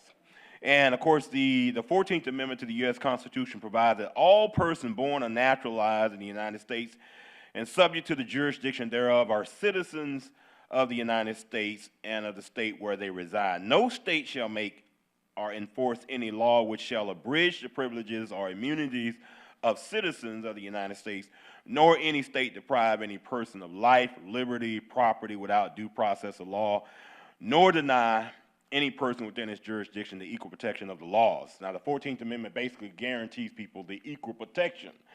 All of these cases rest on that foundation. So I'm going to talk to you. I'm a lawyer, so I'm going to talk to you from a legal standpoint. I do have some connection to the psychologists here. When I was in college, I majored in criminal justice, but I minored in psychology. So I do have some connection. The first case I want to talk to you about is Plessy v. Ferguson. This was the first time that the United States Supreme Court had given its seal of approval to separate but equal. The state of Louisiana had passed a law that required all railways operating within this boundary to have equal but separate facilities. Although we know that they weren't quite equal, but anyway, the law required the accommodation for whites and Negroes to be equal but separate. The law was even positioned in such a manner that even if the train conductor thought this was a bad idea, the train conductor himself can be arrested and put in jail. And so Homer Adolph Plessy was charged with a criminal indictment because he insisted on riding in the passenger cars reserved for whites. Now, it was averred by that Mr. Plessy was 7/8 Caucasian and 1/8 Negro.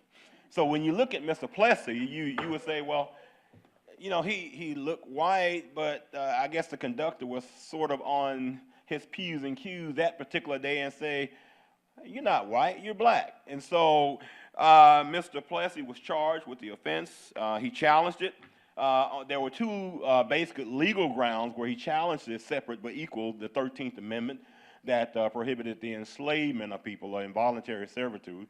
But the court got rid of that claim pretty fast. The second issue claim was that it violated the Equal Protection Clause. The court reasoned that the object of the amendment was undoubtedly to enforce equality of the two races before the law, but in nature of things, it could not have intended to abolish distinctions based upon color or to enforce social as distinguished from political equality or of a commingling of two races upon the terms unsatisfactory and other. In other words, the court basically said the law can't force the two races together.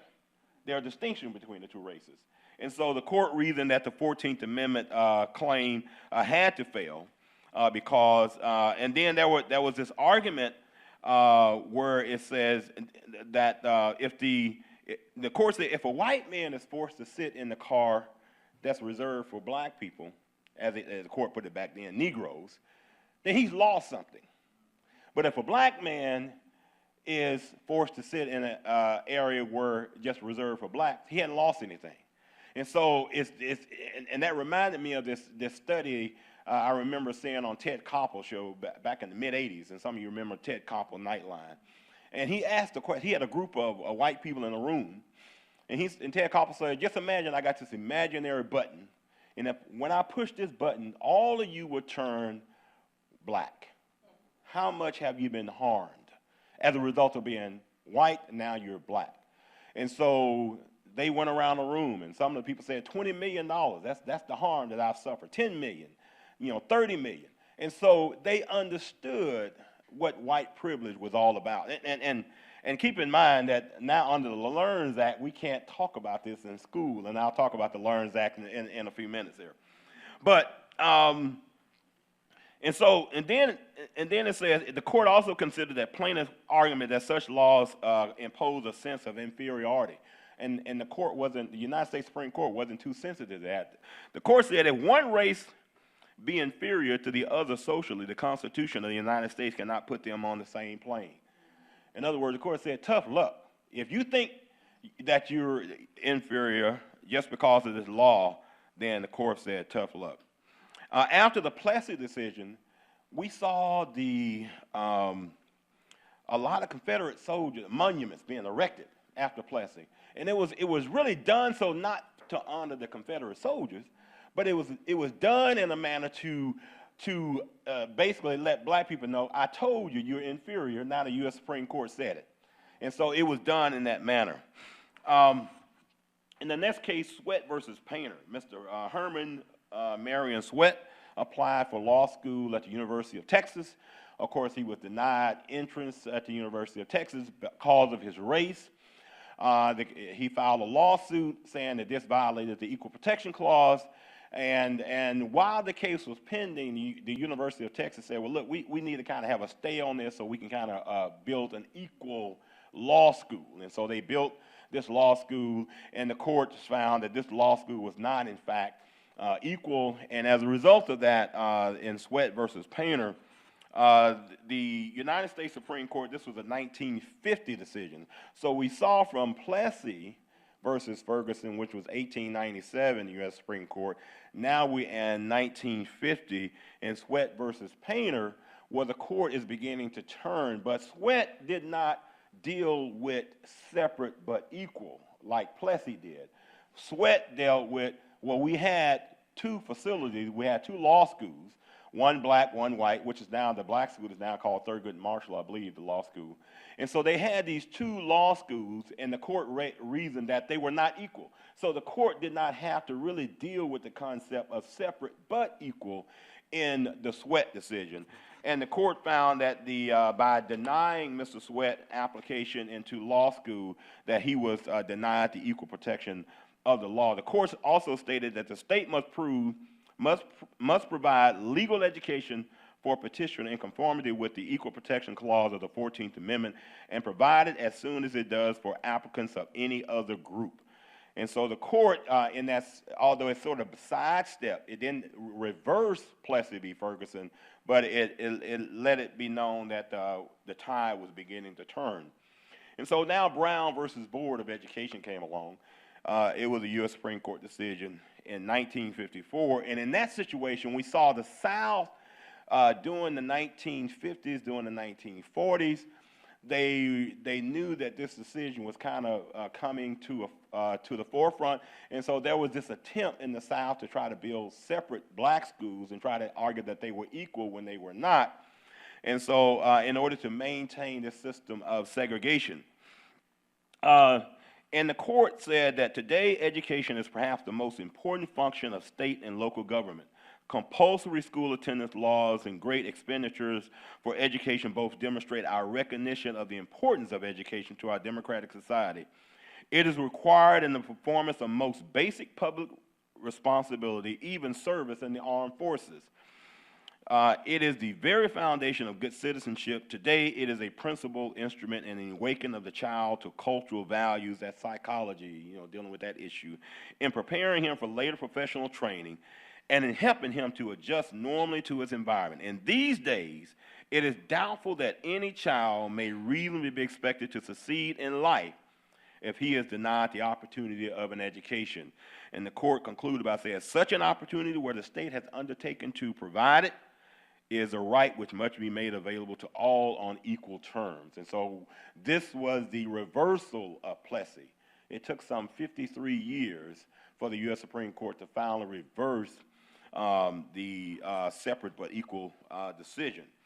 So, and of course, the next case I want to talk to you about is that of Aaron versus Cooper. We all know that after Central High School was integrated, then Governor Orville Faubus and the Arkansas legislature took action to close all of the schools in Little Rock, Arkansas. And so to prevent integration from taking place. And so the case of Aaron versus Cooper actually was a case that started here in Little Rock with Thurgood Marshall and Judge Howard. They were the chief litigators in that case. And the case was in front of Judge Davies. And if you have an opportunity to go to the federal courthouse, right on the first floor, and I was telling Dr. Roberts is that right on the first floor of the federal courthouse, they have like a museum of Judge Davis' courtroom. They have photographs of Dr. Thurgood Marshall and George Howard and all of them, and as well as the Little Rock Nine. It's very amazing to see that. But in that case, the case Cooper versus Aaron, Judge Davis held that it was unconstitutional for the Arkansas legislature to close those schools. He ordered those schools reopened. And so, and again, found that was a violation of the 14th Amendment. And this is still continuing. The Little Rock school case. In 1982, Little Rock School District sued Pulaski County Special School District, contending that, as well as North Little Rock School District, contending that those school districts, now after the Brown decision in 1954, the Little Rock School District put forth its desegregation plan within a matter of 2 or 3 years, and of course, the Little Rock Nine went in 1957. But the other school district, the major school district, Pulaski County and North Little Rock School District, didn't do it. And so in 1982, the Little Rock School District sued Pulaski County as well as the North Little Rock School District, contending that because of their slow action and the things that they weren't doing, then that was leading to the resegregation of the Little Rock School District. And Judge Henry Woods wrote a very good opinion in that case, and he gave a historical perspective of what was going on in not only Little Rock, but in the state of Arkansas. He was talking about in the 1930s and 40s how the housing patterns, You know, everyone was playing a role in this. Realtors were steering African Americans to the eastern parts of Little Rock and preventing African Americans from going into the western parts of Little Rock. And it was even against the law. And the Realtors Association, they had a policy where they just refused to, they said it's really sort of a violation of their policy for a realtor to to sell a home in a white area. So there was this purposeful segregation of neighborhoods. The Judge Woods talked about the projects where they were being built, of course, in eastern Little Rock. And so it caused the city of Little Rock to become very segregated. And of course, we know in Dunbar High School, which is Dunbar, back then in the 1930s, Dunbar was constructed. It was the only accredited high school in the state of Arkansas in the 1930s and the 1940s. Blacks came from all over to go to Dunbar because it was the only accredited high school. And the only high school that Pulaski County School District had at the time was a training school.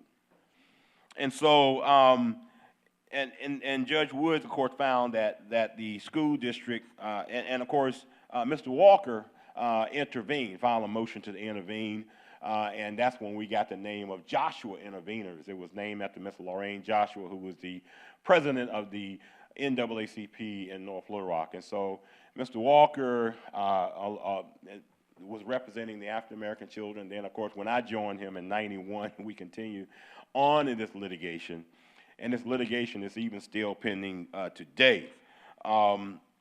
But anyway, Judge Woods found that the decision in Brown had to take place, it required the school districts to implement the desegregation plan. At that time, the Pulaski County Special School District had already entered into what's called a consent decree. And that was a case called Zinneman versus the Pulaski County Special School District. They had entered that consent decree in 1968. And believe it or not, the Pulaski County Special School District implemented its desegregation plan for the 71-72 school year. Now, we're talking, some 16 years after the Brown decision? They finally implemented. You know, I was being bused from College Station, where I live, to Southwest Little Rock. At that time, Southwest Little Rock was all white, and we had a lot of resistance.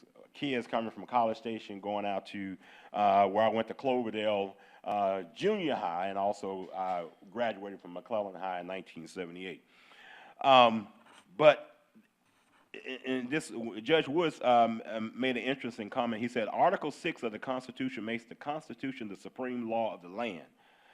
In 1803, Chief Justice Marshall, speaking for a unanimous court, referred to the Constitution as the fundamental and paramount law of the nation, declared in the noble case of Marbury versus Madison. It is emphatically the province and duty of the Judicial Department to say what the law is. This decision declared that the basic principle that the federal judiciary is supreme in the exposition of the law of the Constitution, and that principle has ever since been this court and the country as a permanent and indispensable feature of our constitutional system. It follows that the interpretation of the 14th Amendment enunciated by this court in Brown is the supreme law of the land, and Article 6 of the Constitution makes it binding effects on any state. And this is Judge Woods was citing the opinion that came out of the Brown decision. And so the evidence demonstrated that the Pulaski County School District and the North Little Rock School District had done very little to implement the Brown decision, had not even lived up to the Zinneman decree. Many of the school board members who were on the board didn't even know anything about Zinneman. And so that's what the evidence was able to produce. And so as a result of that, then we saw the Little Rock School Districts and the Pulaski County School District and North Little Rock School District, they were found to have been violators, and they were under this consent decree, and we developed what's called Plan 2000. Plan 2000 was sort of the Bible that was used, that was supposed to have been used by the school district in order to get out of unitary status. Of course, Little Rock School District has been declared unitary for so long, several years ago, North Little Rock. Now Pulaski County Special School District is unitary in all phases with the exception of facilities. And during the summer of 2000, of course, after Mr. Walker, during the summer of 2020, Mr. Walker passed away, unfortunately, in 2018, and of course, the case fell upon me. During the summer of 2020, we were litigating the issue about whether or not Pulaski County should be declared unitary, and of course, the court said no, because one of the things that we were able to establish during those proceedings was that Pulaski County School District was taking funds from the Mills High School and diverting those funds to Joe T. Robinson. And if you ever go to Joe T. Robinson and look at their gymnasium, well, it's an arena, and the school and the structure of the school, you will see that the school structures that was built at Joe T. Robinson is superior than the ones that's built at Mills. And I remember I had the administrator on the witness stand, and he was over the construction, but he hadn't done it. He had taken over. And I asked him, I said, well, if the big bad wolf was coming, and you knew the big bad wolf was coming, which school would you rather be in? Would you rather be in Joe T. Robinson, or would you rather be in Mills? He said, I'd rather be at Joe T. Robinson, because the big bad wolf can blow that school. And so the construction at Mills was inferior. And so now the school district, you know, we forced them to have to spend another $25 million in order to get that school up to par.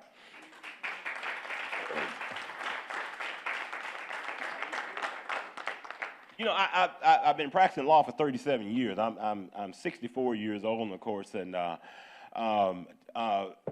most of my career it's been on defense, and I just never liked that. You know, playing defense. You know, trying to protect the few civil rights that we have left, and you know, and I think, you know, kind of during the probably the 80s and 90s, we sort of took our eye off the prize. We took our eye off the ball, and we kind of thought that we had overcome. And so here we are now, 70 years later. We got a governor who passed the Learns Act that basically makes it illegal to teach black history in our public schools. If a parent feels that what's being taught is uncomfortable, that their child is uncomfortable, then they can have books removed under the Learns Act. And so some of you may have read that I, along with Mike Lowe, and now we've been joined by the National Committee on Civil Rights, we filed a lawsuit against the governor challenging Section 16 of the Learns Act.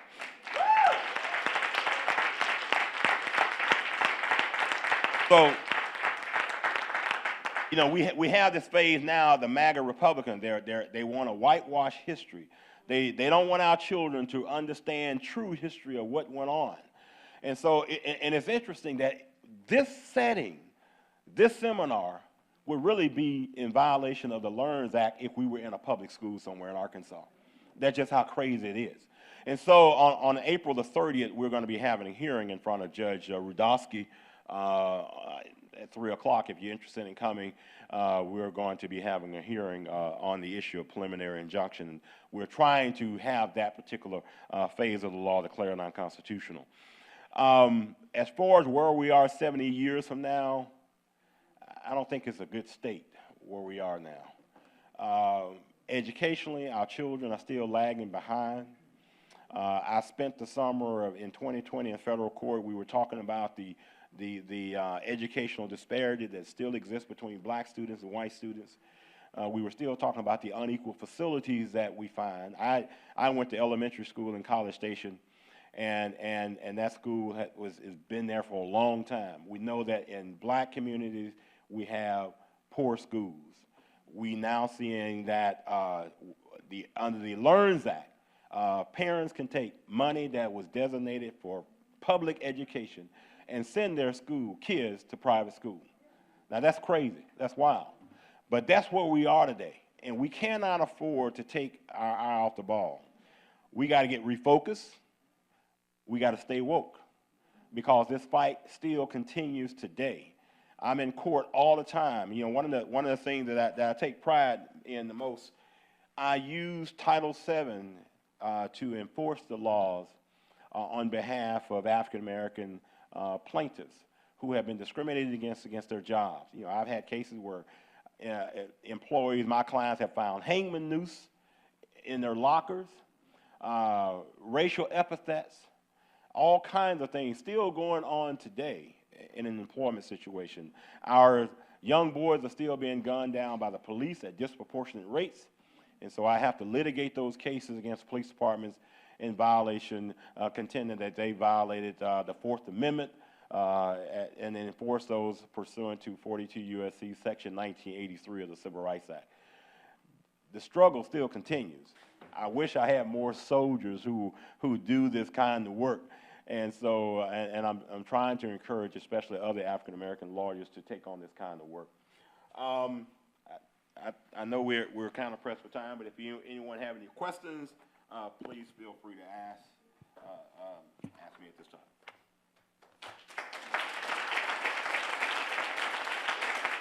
Thank you.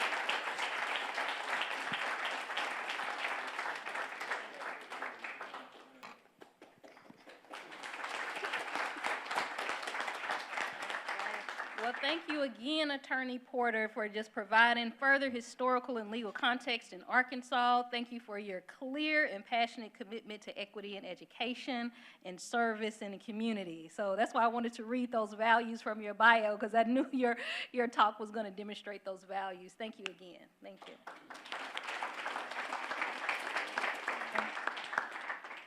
I know we have a break. Yeah, let's go ahead and take a break, maybe about 5 to 7 minutes or so. 5 to 7 minute break, and then we'll get started back up. Thank you. Okay. Okay, excellent. I would not have known how to do that. Okay, we're about to get back started.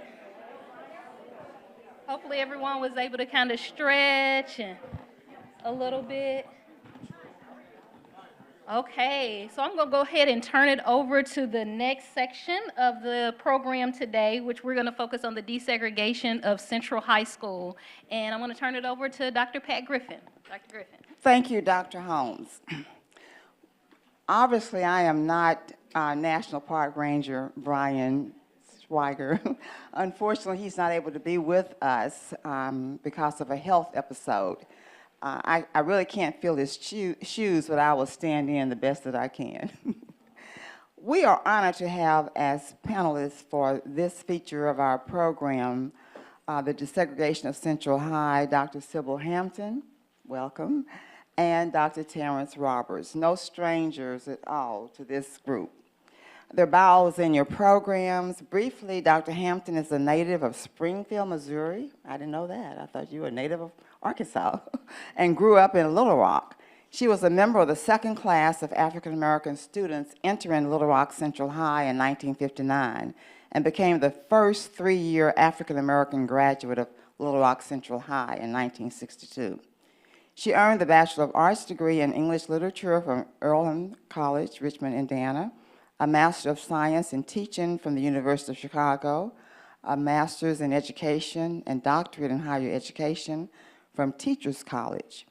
She served as the third president of the Winthrop Rockefeller Foundation, became general manager of the Arkansas Symphony Orchestra, diverse interest. Her professional pursuits center around consulting with foundations, nonprofits, colleges, universities, public speaking, and volunteerism. Currently, she is a member of the UAMS Reynolds Institute on Aging Advisory Board, the Mount Holly Cemetery Board, and is a life member of the Girl Scouts of America. She's a member of the Arkansas Symphony Guild and the Arkansas Symphony Orchestra Board of Directors. Thank you, Dr. Hampton, for being with us today. Thank you. Dr. Roberts was a 15-year-old junior when he entered Central High in 1957. Despite the daily harassment, he completed his junior year, but moved with his family to Los Angeles the following year and graduated from Los Angeles High School in 1959. Dr. Roberts received a BA in sociology from California State University at Los Angeles in 1967. He completed an MS in social welfare from the University of California in Los Angeles in 1970 and discovered his true calling when he decided to complete a PhD in clinical psychology from Southern Illinois University in 1976, one of our colleagues. Dr. Roberts is the CEO of Terrence J. Roberts Consulting, a management consulting firm devoted to a fair and equitable practice.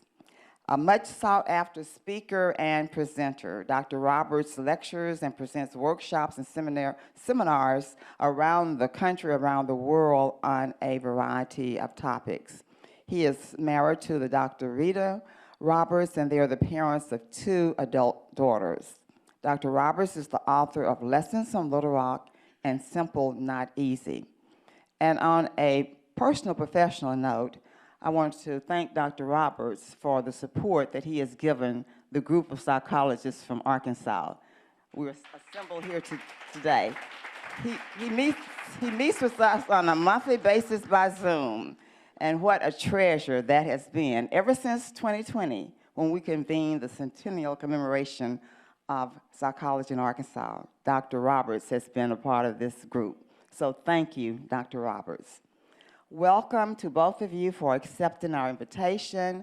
I am going to be mindful of the time because there's so much information that you can share based upon your experience, your wisdom, and just who you have been throughout history.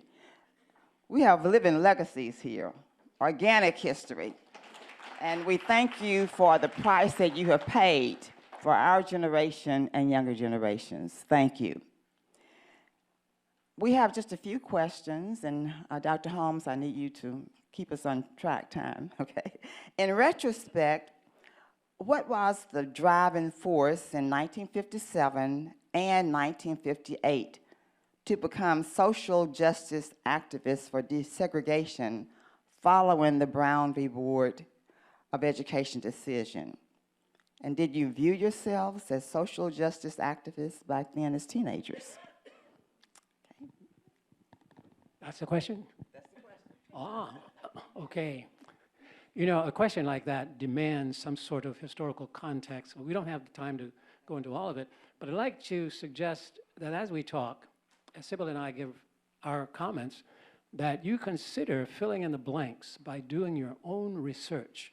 And I would suggest that you do it individually and not depend upon anybody else to interpret it for you, because without that foundational understanding, it's impossible to figure out what was going on. Now, it was hard for me as a 15-year-old because I hadn't been around for long, but I had been around long enough to know that things were not right. By the way, things are still not right, for those of you who believe in progress. So at age 15, my thought was very simply this: if the law says that I, Terry Roberts, being a Black American, now have the opportunity to attend my neighborhood school, which was Central, then I am going to demonstrate law-abiding behavior by enrolling in Central. A very simple thing, nothing more. Now, people have all attributed to me all other kinds of motives and ideals about why I was there, but that is essentially the motive. You know, if the law says it and we are a law-abiding society, then I'm going to obey the law. Other people were lawbreakers. They were in the mob, yelling and screaming. And this included the octogenarian grandparents who were holding the kids' hands, their grandkids' hands, while they yelled and screamed at us, teaching them, of course, to maintain the status quo insofar as possible. So that's it for right now. We'll get back to it, but I want to hear from Sybil. Hello. I lived at 7th and Park, which was literally 7 blocks from Central High School. So like Terrence, Central was my neighborhood high school. And it was clear to me, because my parents talked about voting and paying taxes, that our tax money from my parents supported that high school. And therefore, it was my neighborhood high school. The other piece that I think that is very, very important is that during that period of time, a number of us were involved very actively across the face in the community, in our churches, Girl Scouts. Our parents were involved, my parents were involved in NAACP. There were young people involved. And so there was this awareness of the need for change, and it didn't start in 1954.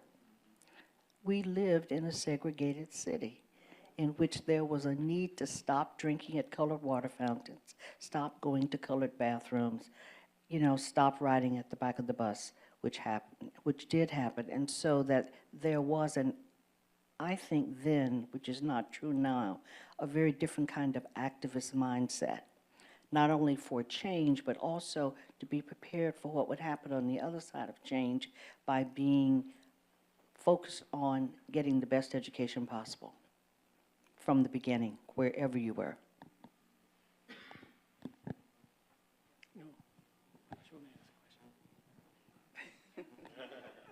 So you were groomed in your communities to be social activists for justice. It was a part of the culture at the time.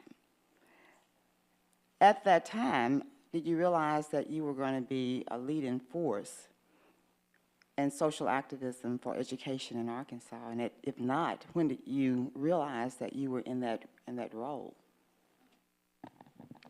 Around age 2 months, I would imagine. Well, because a middle school kid asked me once, what do you think of Black Lives Matter? I said, young man, I was enlisted in Black Lives Matter in December of 1941. That was my birth date. And it makes sense to me to look at it that way, because what choice did I have as a black person, given all of the restrictions and the barriers in my way? No other way but to push them aside, if at all possible, which I've been doing all my life and trying to figure out new ways to do it. And I'm very glad that we heard from Attorney Tucker here earlier about the need for consistent, motivated warriors to fight the battle, which it continues. It's not going to go away, and we know that. We know that. We see examples not only in this country, but we see what's happening now with Israel and Gaza. There's no going back because there's a commitment to go forward. Of course, the aims are crazy, but that's just the way it is. And we citizens have to recognize that. This stuff is not going to go away on its own. You know, we may wish it away. We may try to figure out some scheme to get around it. But we have to face it head on, directly. I think that's your question, right? Yes. Okay. Well, yeah, there's a lot you could do with that. But there's something else I want to say, too. And that is, when you think about the Brown decision, you have to think that people interpret it in different ways. And there are two main interpretations that I think are paramount. One, black people were willing to fight for Brown because it offered, at least in theory, an opportunity for doors to open for educational opportunities. One. The next symbolic thing that we have to do is this country as a whole didn't look at it the same way. What they saw was an opportunity to create some kind of banner that they could wave at the Soviets during the Cold War to say, hey, look, we're not as bad as you think we are. See, we've passed this law that says freedom, liberty, and justice for all, which was a lie, but they used that, okay? So they were willing to support that to make it appear as if we were doing something that we really weren't committed to. And because we're in the state we're in today is a consequence of that lack of commitment.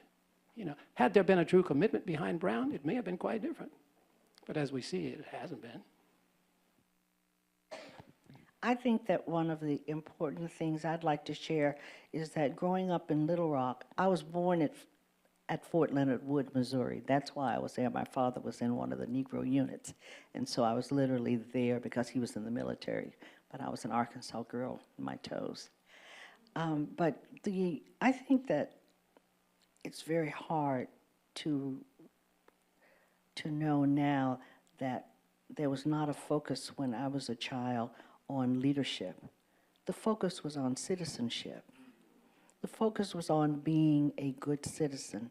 And the focus was on achieving a personal best every day, which meant that you were also, as a community, not hunting, pecking, and picking who was going to be able to lead. It was that we were preparing the children, our seed corn, because we didn't know which of those seeds would have the opportunity to take root and to grow.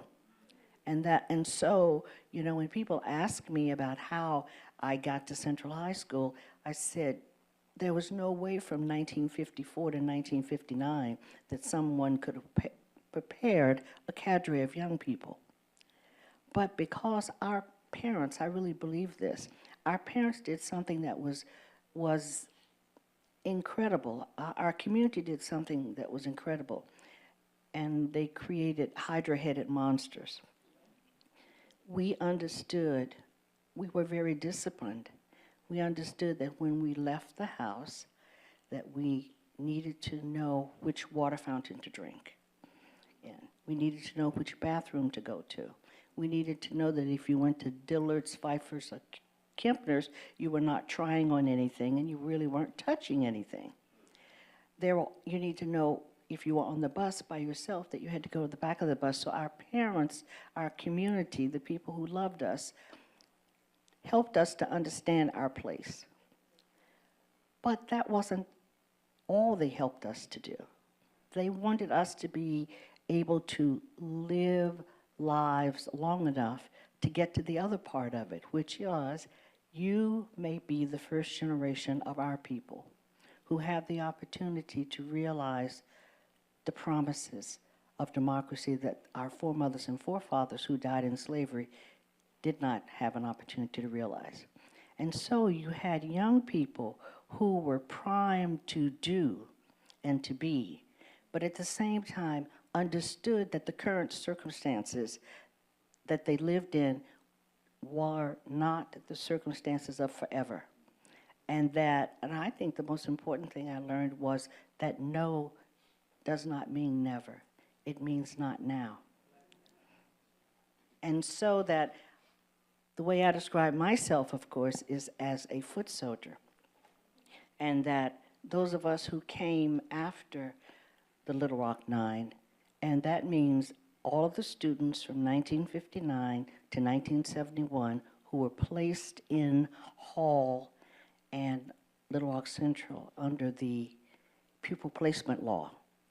Most people don't realize that it was not until 1971 that there was open enrollment in the schools.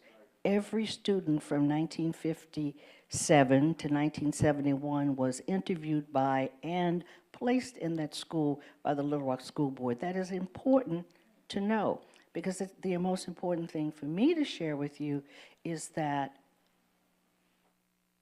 we have to be very careful not to live in this way that we're always looking for the heroes. We all are the heroes. We all are the people who need to be doing bit by bit what it takes to build the infrastructure for change, the infrastructure for social justice, the infrastructure for a civil community. But there were many, many young people between 1957 and 1971 who really struggled and who really did what needed to be done in order to prove the lie, which was that we were not capable. You know, when I went in 1959, what people don't know in the story is that when the schools reopened in 1959, the only students who were readmitted were the Little Rock Nine.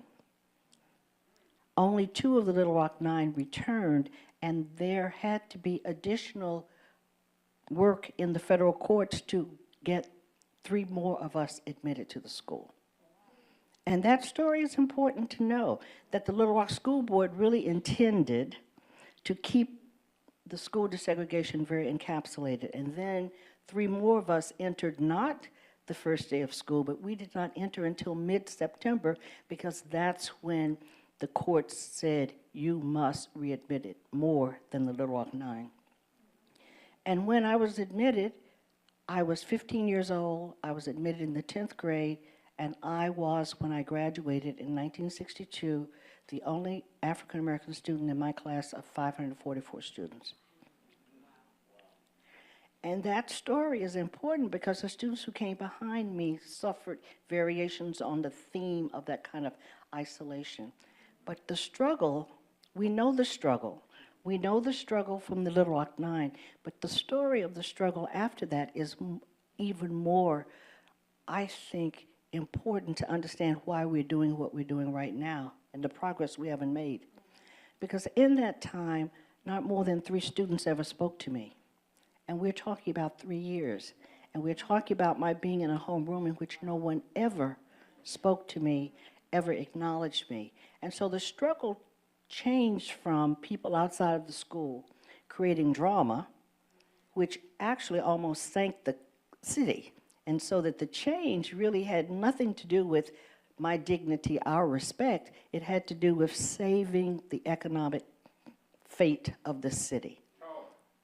And there is, if you go back to 1959, there is a letter from the Chamber of Commerce to the community in both newspapers, the Democrat and the Gazette, saying that although we do not agree with the federal court, we will support this decree until the time, and really the letter is saying, until the time comes when we can get this rectified.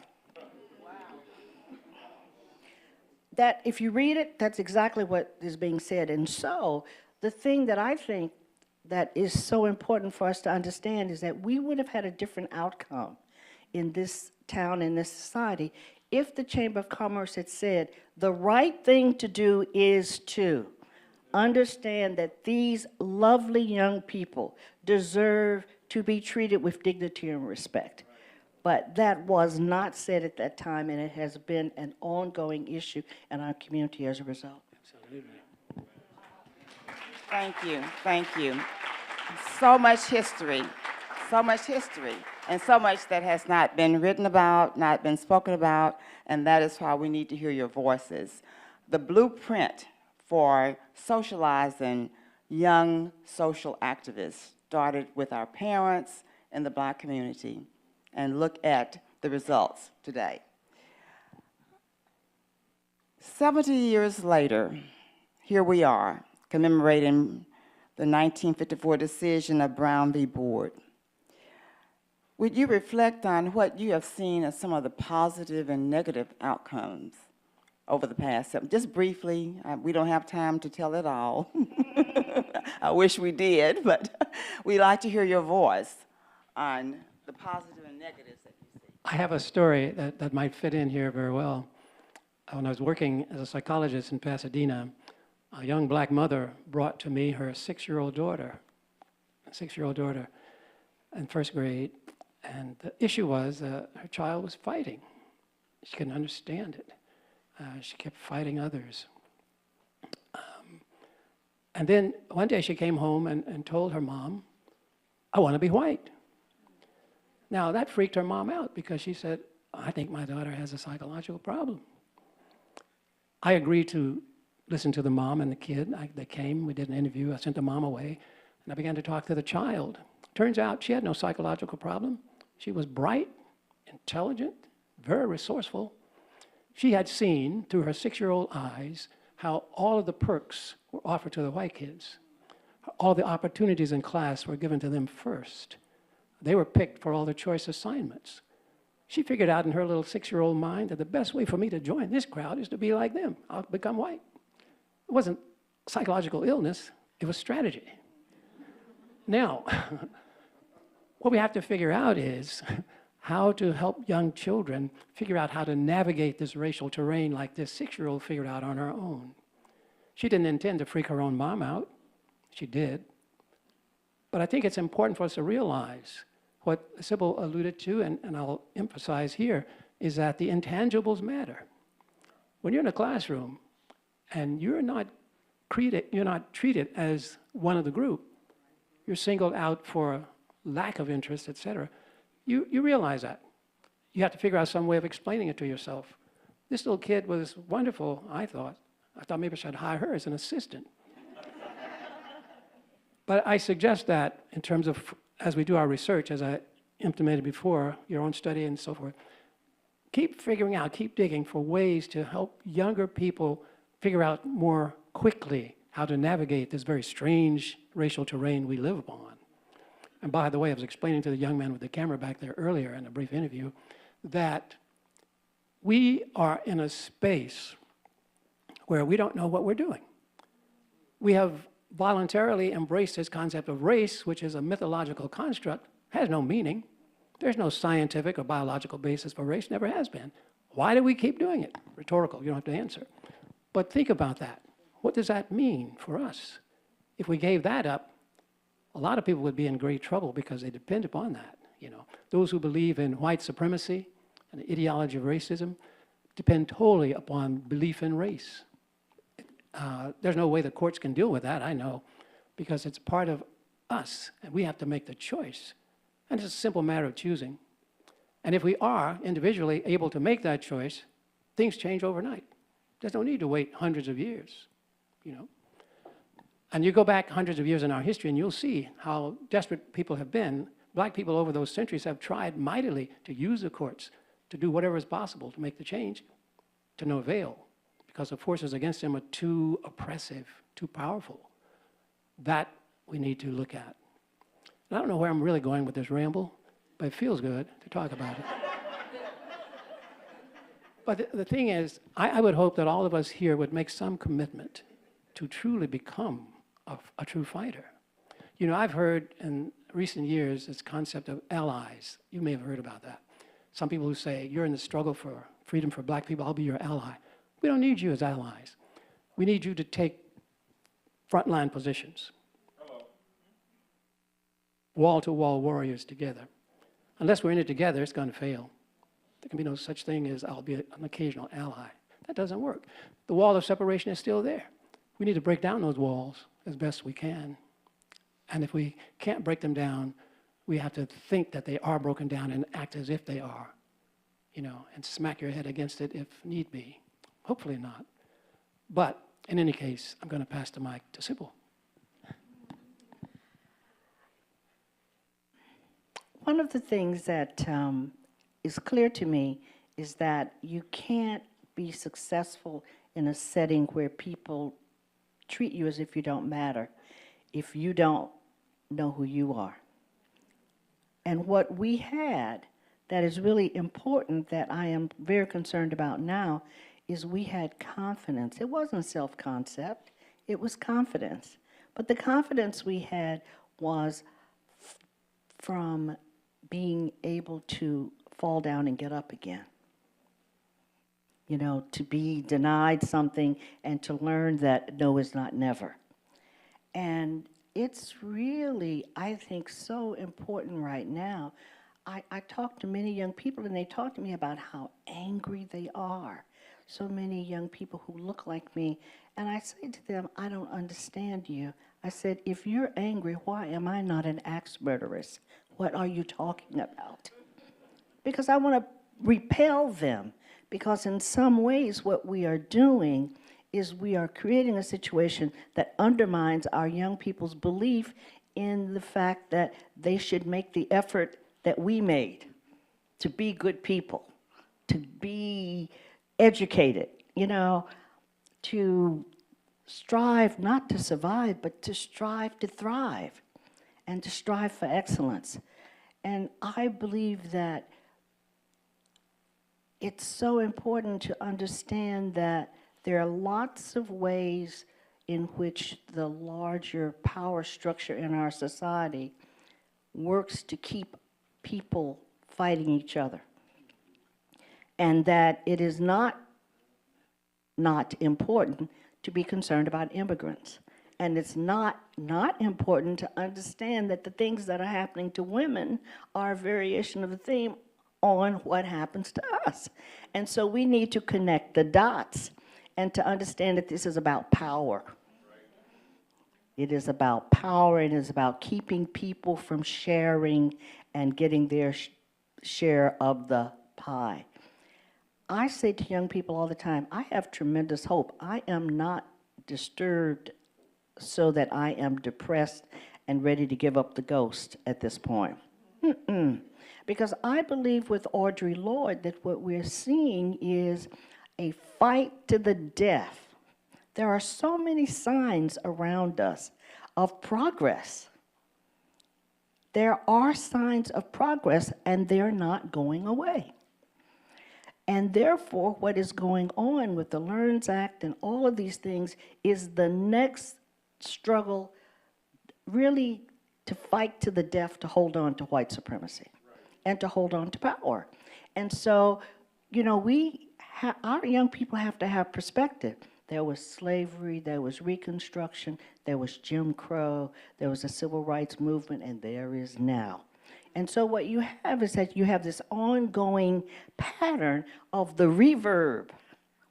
Every time people think that there is something that is going to take people closer to the goal line, then what people do is D it up and power up to push back. And so this is not the time for our young people or for us to get weak.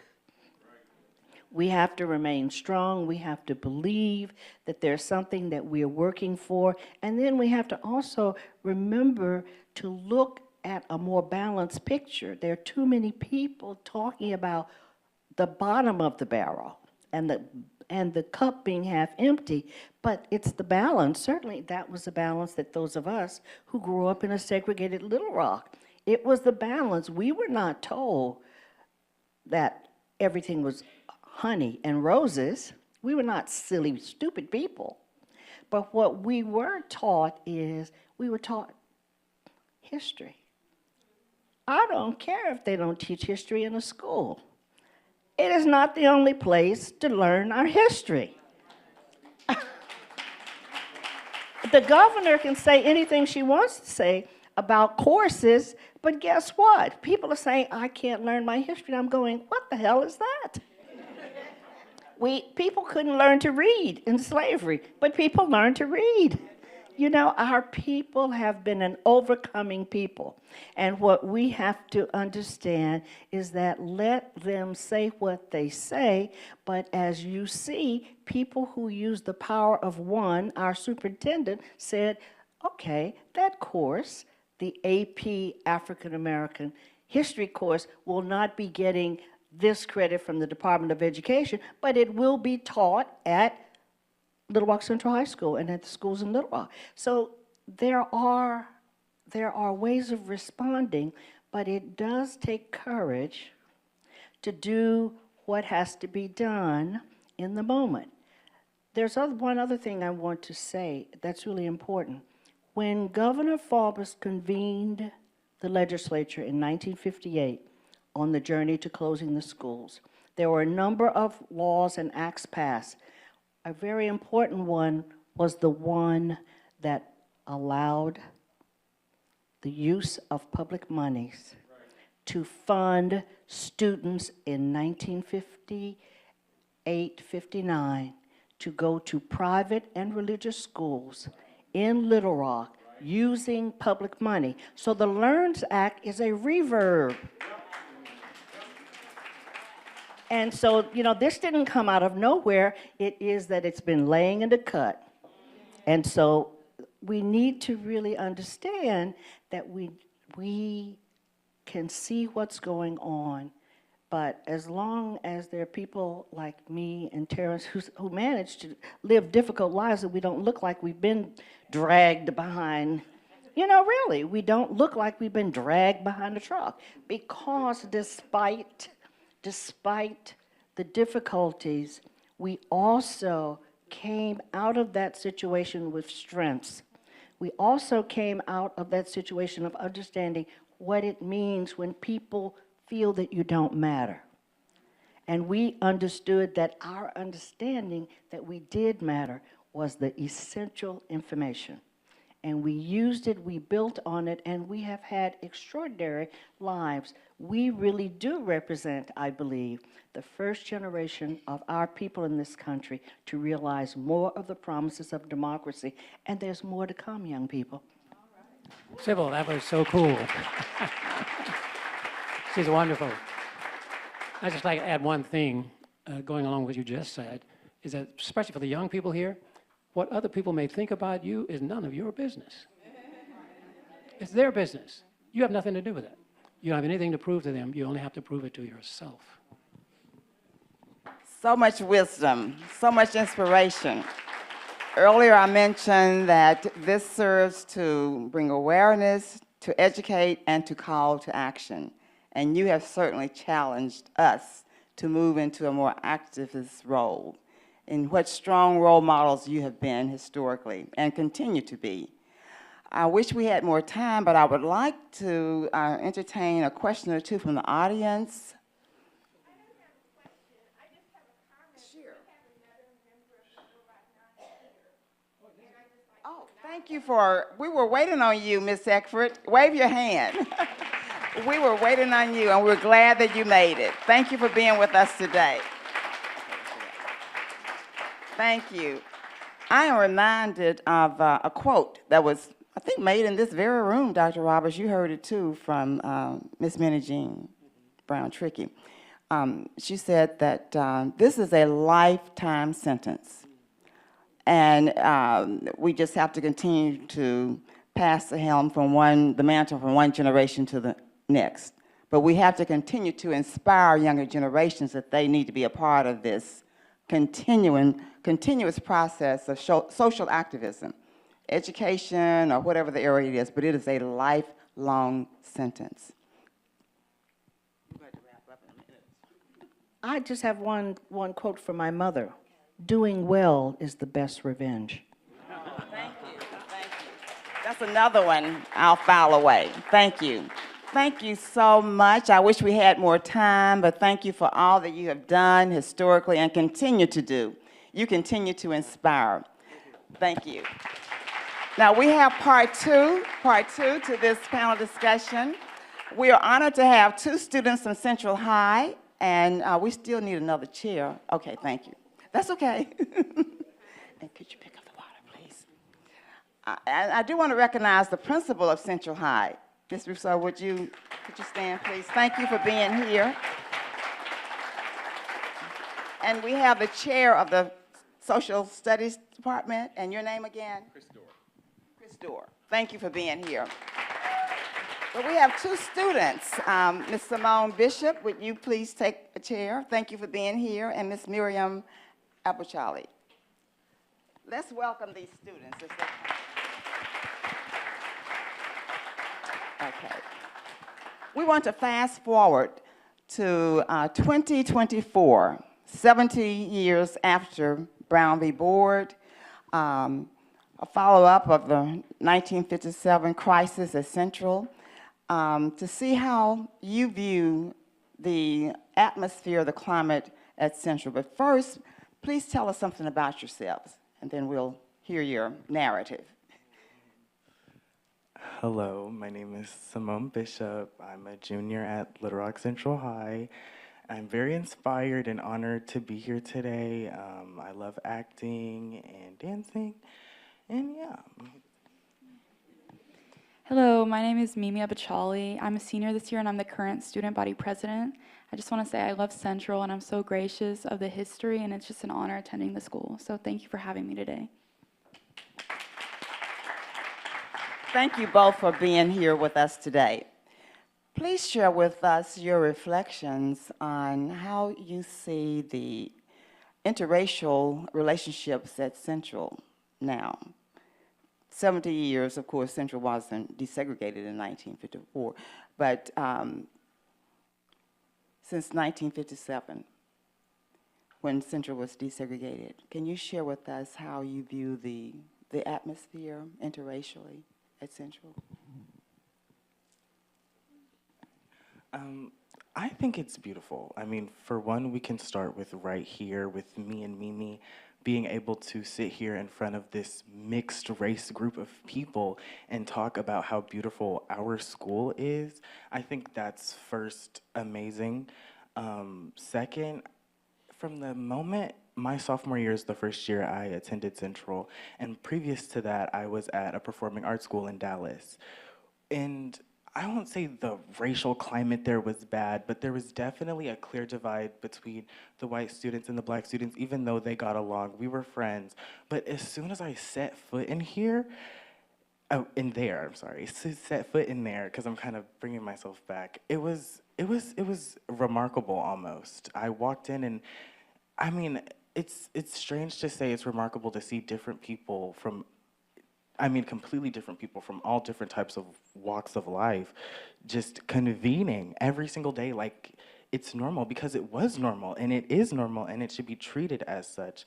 And becoming integrated into that school life has helped me understand what I saw, the remarkable, I can't think of the words that I'm trying to use, the remarkability that I saw when I stepped in there, seeing this country kid from BB, Arkansas saying hey to some girl from Conway, you know, it doesn't in your mind when you say it, it doesn't seem strange, but when you see it in action and there's no second thought, there's no connotation, they're just friends and it's normal, it shows you something about what you've been told about the world we live in and about the actual world we live in.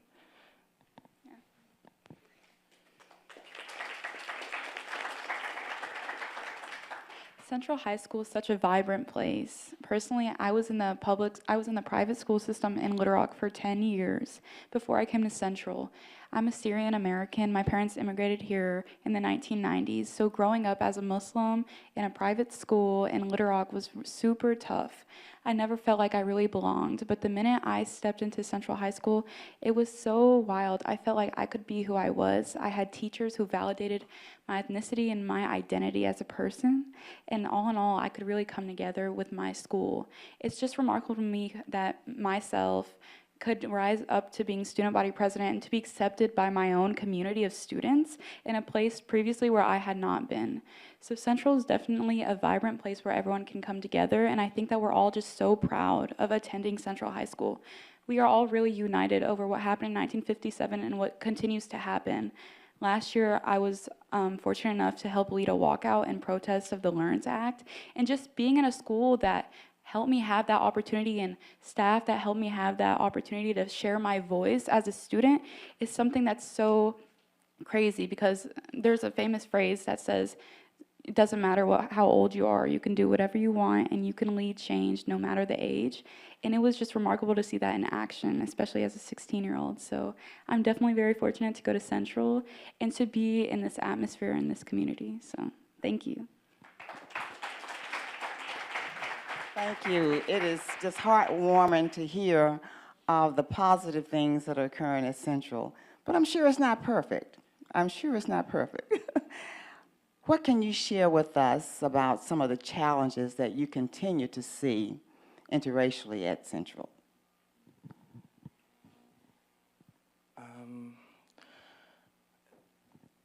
That one's interesting because there aren't very many interracial challenges at Central. The challenges we face are more just strictly community-based. I could say,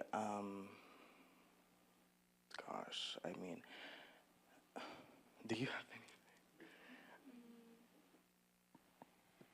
There's definitely always, I think everywhere, there's just a division in classes of what classes historically African American students take in the AP courses, but I think honestly there's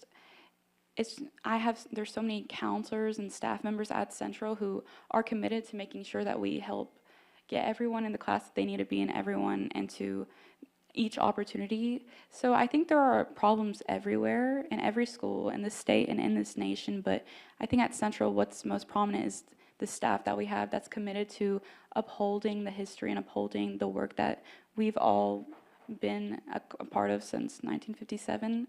So I think there are problems everywhere, but it's just such a great community. I don't know. Okay, Mimi helped me figure out what I was going to say. I think, well, from what I've seen, most of our problems stem from a lack of communication and a lack of willing to just calm down and understand the other person before you throw your fist at their face. And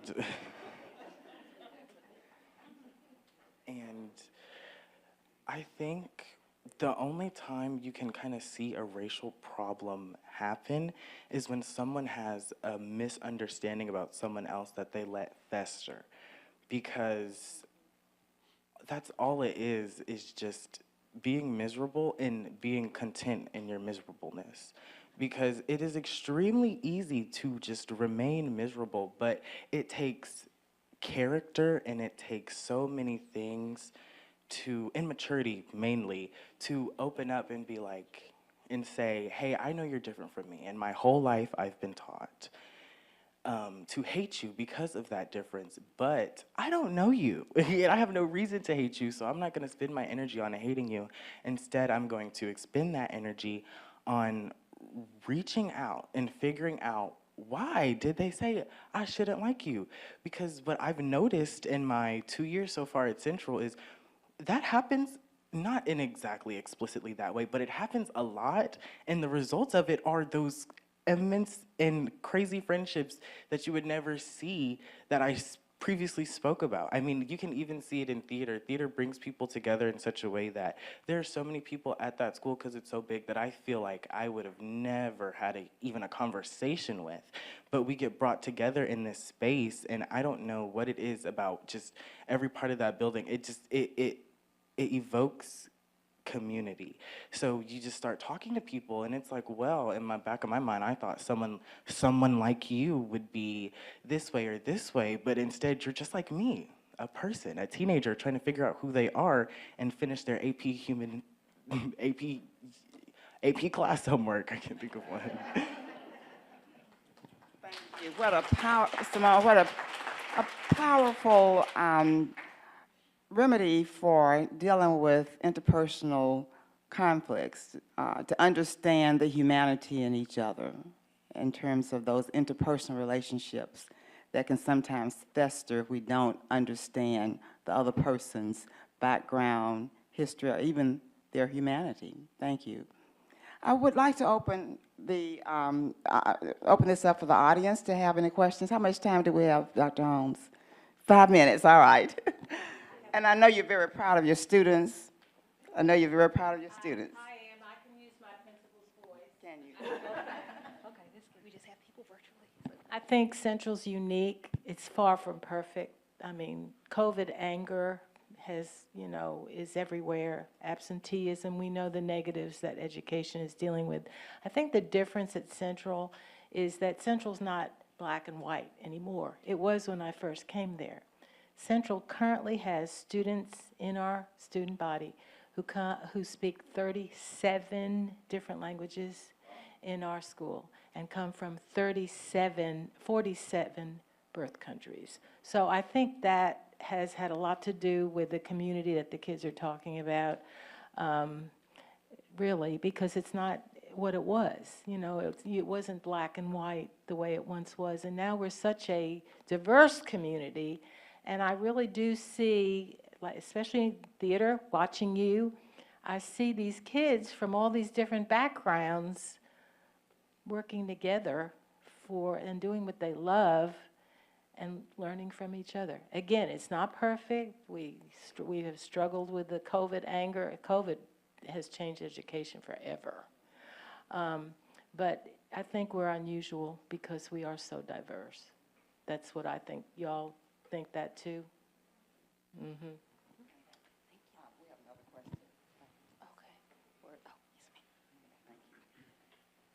I've actually lived all across the country, New York, Chicago, Wisconsin, Texas, and one of the things that I have seen in every first-class high school in the country is that the real distinction that you still see, and the questions that I get from young people who are concerned about being the only one, is the distinction between the advanced placement, the gifted and talented, and the others. And I think that Central has to also struggle with that same issue, because it is an issue that is throughout our society, and that's where you see almost like a segregation in the schools. Sometimes some people say that you look at schools and that you can see classes in which there are distinctions. And I think that's really important to acknowledge here, so that people won't believe that we want to only talk about the good things, but to really say that that's a struggle. But I think you're right, Mrs. Russo. The struggle changes in part because it is an international and very, very diverse community. And thank you for raising that point, Dr. Hampton, because I have heard that Central is like 3 schools within one. 4 schools, okay. The last I heard. And that the African-American students are in the basement or on the lower level. Well,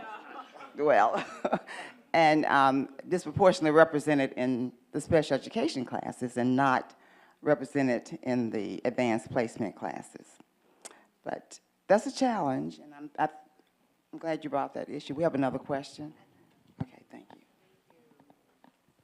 you. Good afternoon, everyone. My name is Agnolia Gay, and I taught at Central 15 years under Ms. Russo.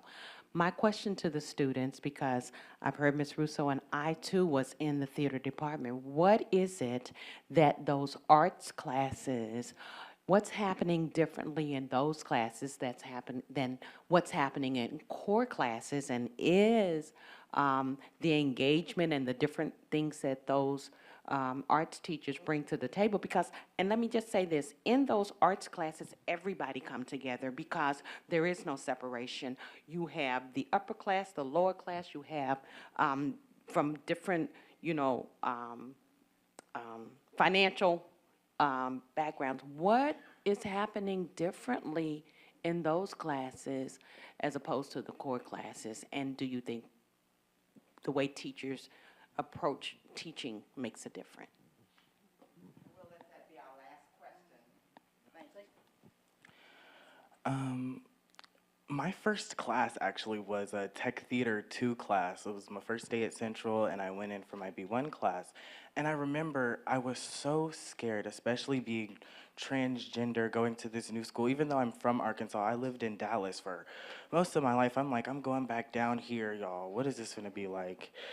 And the second I set foot into that classroom, I felt just as at home as I did at my performing arts school, where of course everything was free and all this other stuff, because I was so scared of being forced to confine myself to whatever just to survive. And I realized when I got in there was none of that. And I think that's what's unique about these arts classes, is because you get this freedom, a particular kind of freedom that you don't get in a lot of places in life, especially in a lot of high schools, and that's the freedom of expression. Not only expression, but self-expression. You can be who you are at the deepest core of your body and express it through a way that makes you happy, whether it's singing, dancing, fashion, whatever. And that's why I think art is beautiful. And you kind of see it in other core classes whose teachers embrace that expression. And it's mainly, and I feel like core classes suffer from this, because I had an English teacher my sophomore year, the most wonderful woman in the world, Miss Hancock. And you couldn't tell her classroom was an English class, but every time I walked in there, we were going through the motions, but it was always, how's everyone feeling today? How is this? You could always talk. You could always be heard. You had a voice. You could express what people told you it wasn't important. Oh, you're just a kid. You can't be depressed. What? That doesn't matter. You're not tired. You haven't paid a bill yet. All of these things. All of these things that you kind of hear, and it doesn't necessarily, it doesn't tell you, well, shut up your emotions, but subconsciously.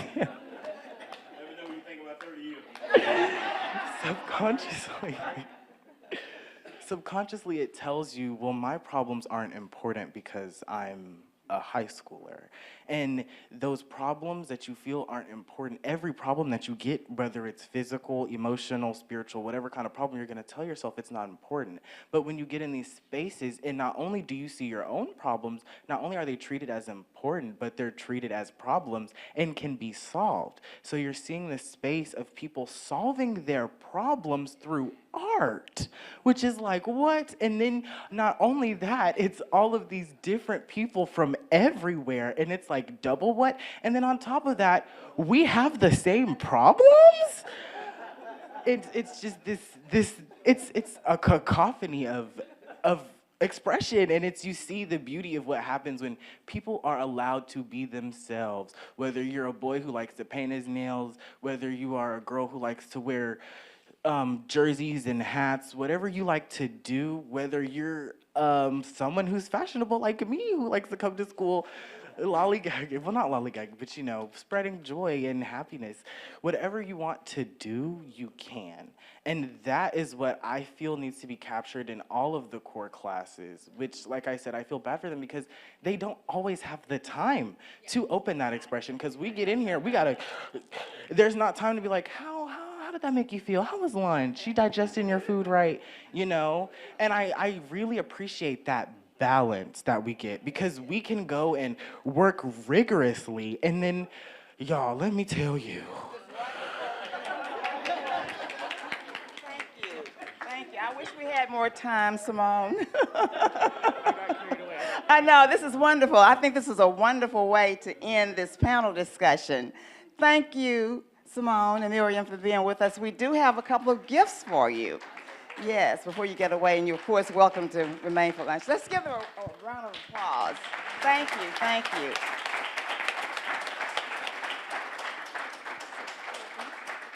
Let's see. Is this one? Okay, right, if you could. Which one? Both. You could give it to one, and I'll get the other one. We have, I want to share with you what, now this, let me make sure we have the right bag. I'll use this one. I'll get another bag for you, Simone. This is, you both have the same thing in your bags. We have purchased for you a book on Mamie Phipps Clark, Champion for Children. It's a book written for children, but it's historical. And the other book is entitled, oops, thank you, trying to juggle too much here. Brown v. Board of Education, A Fight for Simple Justice by Susan Goldman Rubin. Thank you. You're welcome. You are welcome.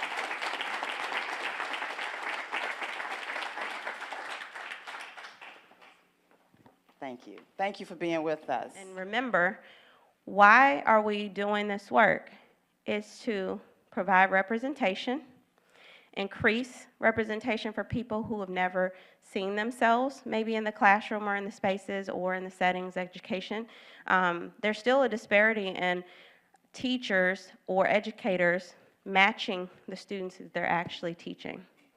I'll give you a personal story, and this is me coming to UCA.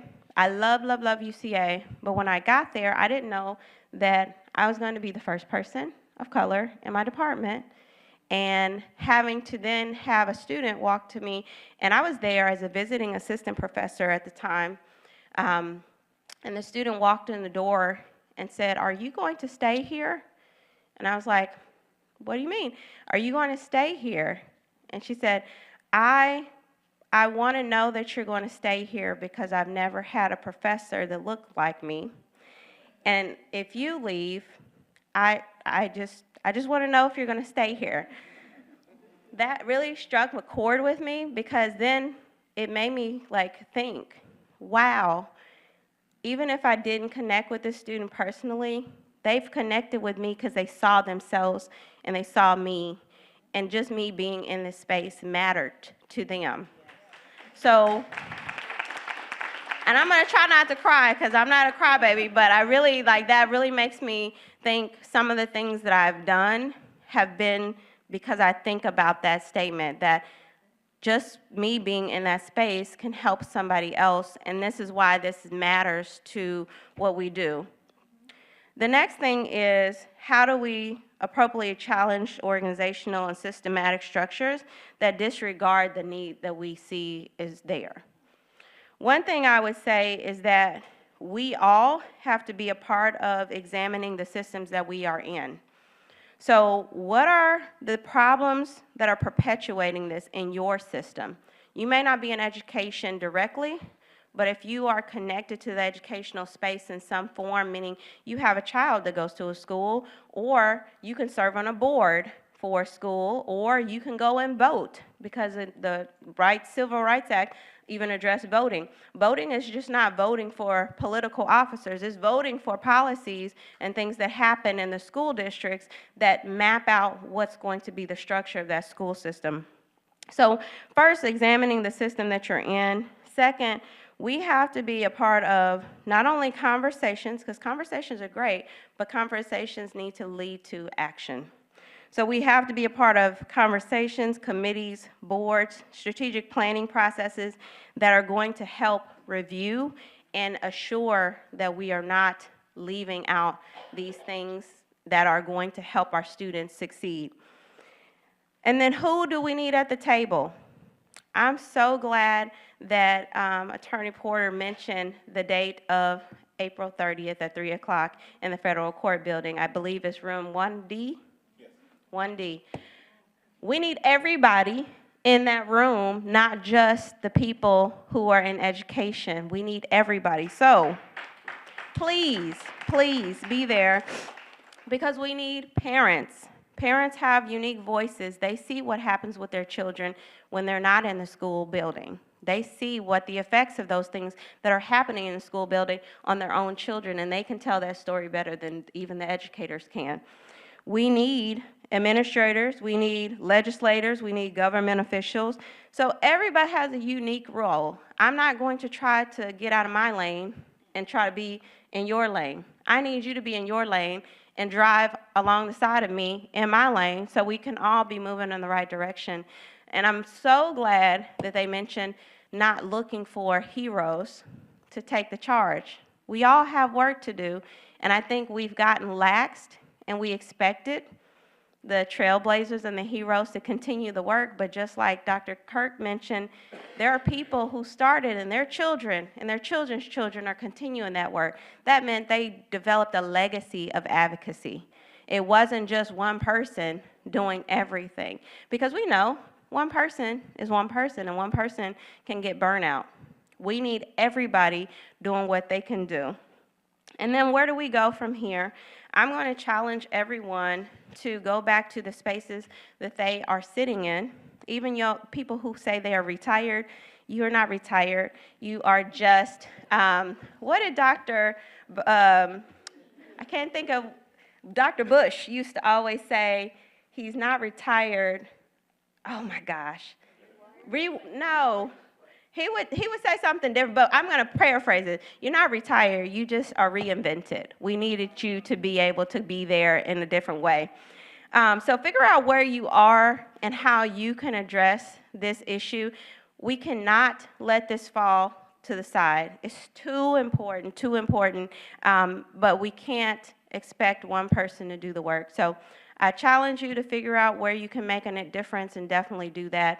Please make sure you go out and vote for your school districts. Please make sure you show up in whatever way is going to make this continue. So thank you.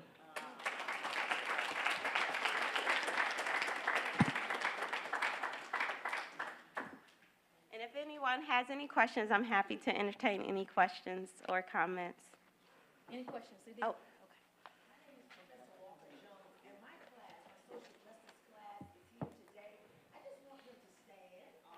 Yay!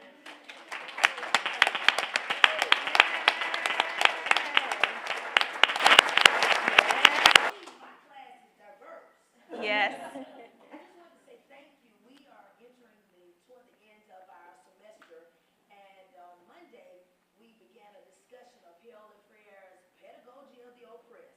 So your lecture today leads right into this banking and this control of information that is coming from the top down. But we appreciate your lecture, and there will be a quiz.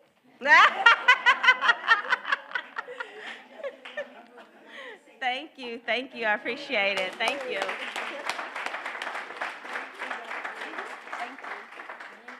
All right, thank you so much, Dr. Reed. Thank you. She's definitely given us a call to action for today, so thank you. We hopefully are continuing to be motivated and certainly inspired to work towards this action.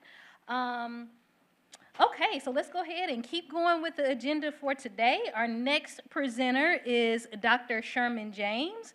Dr. James is the Susan B. King Distinguished Professor Emeritus of Public Policy in the Sanford School of Public Policy at Duke University. He's held a range of positions at a range of universities, so please review those in the bio in the program. His research focuses on the social determinants of U.S. racial, ethnic, and socioeconomic disparities in health and health care. He has received numerous awards over the years and has been elected to the National Academy of Medicine of the National Academy of Sciences in year 2000. In 2001, he received an award from the Abraham Lillienfield Award from the Epidemiology section of the American Public Health Association for career excellence, and a range of awards as well. And I am not surprised by that, because I heard him speak, when was that, Dr. Griffin? I think in 2019, he spoke at an event, and I was very impressed. So I am not at all surprised by the range of awards he's received over the years. Okay, if you all can join me in welcoming Dr. Sherman James. Thank you.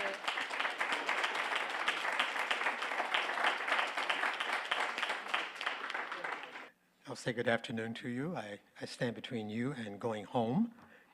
I will remain within my allotted time, but I am absolutely delighted to be here, and I want to thank Dr. Holmes for those very nice introductory remarks. And I also want to thank the Arkansas Association of Black Psychology Professionals, and especially Dr. Pat Griffin, for inviting me to participate in this special commemoration symposium. Although I was trained as a social psychologist, my first job right out of graduate school in 1973 was in the Department of Epidemiology at the University of North Carolina at Chapel Hill. I spent the next 43 years teaching and conducting research on the role that chronic stress, especially stress rooted in intergenerational poverty and systemic anti-Black racism, might play in heightening the vulnerability of African Americans to hypertension, heart disease, and strokes, three of the leading causes of death in the United States. My inspiration was and remains the great sociologist W.B. Du Bois. He wrote brilliantly on many subjects, but none more memorably as what the legally codified color line meant for Black Americans at the dawn of the 20th century. As we know, Du Bois was passionately interested in the education of Black people. He fully understood, as indicated here, that efforts by elite white Southerners to limit both the quantity and the quality of education for Black Americans was crucial to making the color line serve its many purposes.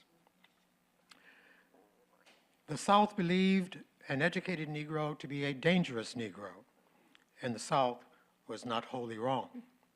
For education among all kinds of men and women always has had and always will have an element of danger and revolution, of dissatisfaction and discontent. Nevertheless, men and women strive to know.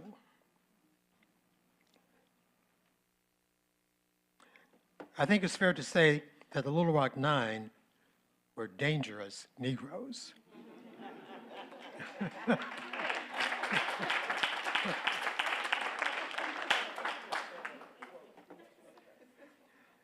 Educational exclusion and subordination was just one dimension of the 20th century color line.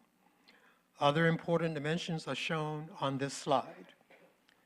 And as the historian Leon Litwack wrote some years ago, Jim Crow laws made no exception based on social class or education. What the white South insisted on was not so much separation of the races, but subordination. I want you to keep the idea of subordination in mind, because I will return to it later when I discuss the role that racial hierarchy likely plays in many of the stress-related diseases that disproportionately affect African Americans. This cartoon depicts some of the mechanisms that have been used historically to keep Black Americans at the bottom of the country's racial hierarchy. These mechanisms are interlocking because they work together as a system of domination and control. And their cumulative effects cannot be overcome through piecemeal efforts targeting just one or two isolated mechanisms. I plan to cover these three topics. First, a quick overview of how education affects major life outcomes. Second, American history teaches us that overcoming systemic racism requires a systemic, not a piecemeal response. I will argue here that the civil rights movement of the 1950s and 60s was just such a systemic response to systemic racism, a systematic, multifaceted response that produced multifaceted benefits for African Americans, including some remarkable health benefits. I'll discuss in this section the important pioneering role that a Little Rock native, a white physician, and a fellow epidemiologist made to documenting these remarkable health gains for African Americans in the 10 years following passage of the major 1960s civil rights legislation. I'll conclude on a theoretical note, addressing the question of why, after all these years and compelling research findings, achieving racial equity in the U.S. in both education and health remains so elusive. The answer requires an appreciation of what is called the fundamental social causes of racial and health inequities. Unsurprisingly, education predicts a large number of important life outcomes. The more education, for example, the more economic resources one tends to have, the larger one's social network, the more one is likely to be politically engaged, pursue a healthier lifestyle, live longer, and as the COVID-19 pandemic revealed, the less likely one will die from a life-threatening infectious disease. Herein, then, lies the multifaceted economic, social, political, and health importance of the 1954 Brown v. Board of Education decision.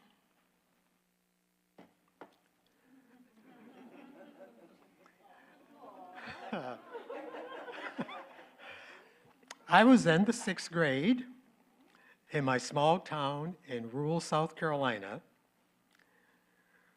with no clue, of course, of the significance this ruling would later have for Black children like me. However, the entire country, like the entire country, I was more awake in 1957 when the Little Rock Central High School desegregation crisis erupted.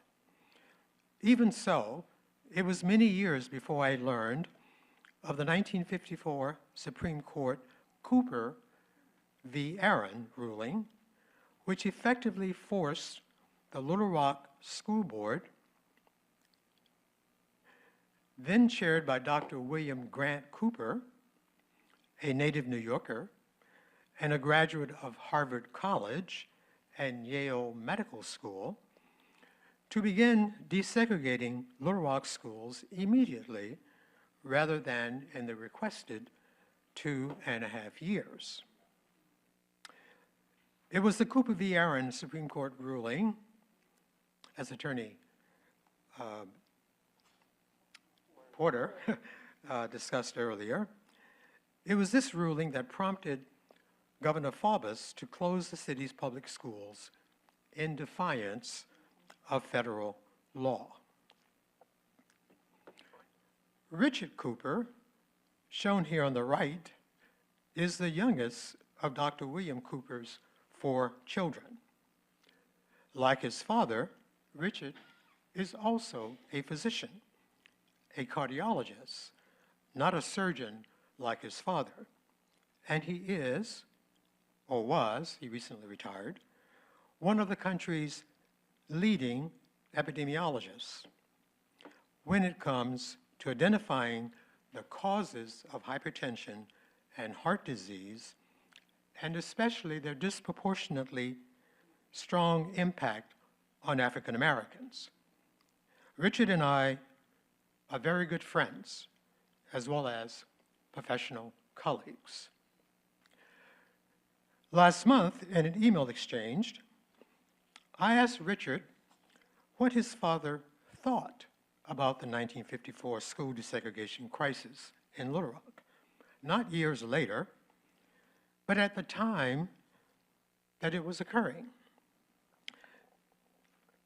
This was his answer.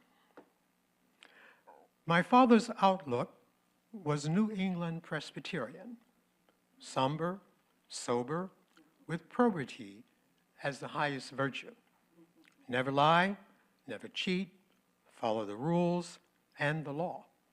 So he was, yes, the white liberal establishment. Probably voted Republican too.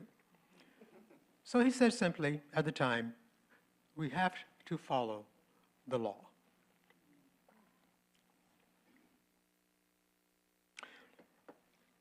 Richard Cooper of Little Rock, Arkansas, the youngest child of Dr. William Grant Cooper, was the first person in the United States to document the dramatic improvements in the health of African Americans within just 10 years after passage of major 1960s civil rights legislation.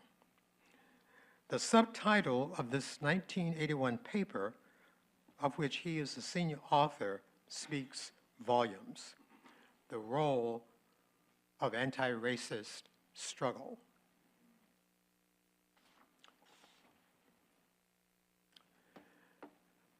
This slide shows that the death rate from heart disease between 1968 and 1978 declined more for non-whites, mostly Black Americans in the 1960s, than for whites. Note the impressive 35.6% decline for non-white women, which is larger than for any other group. A similar picture was documented for cerebrovascular disease, that is strokes.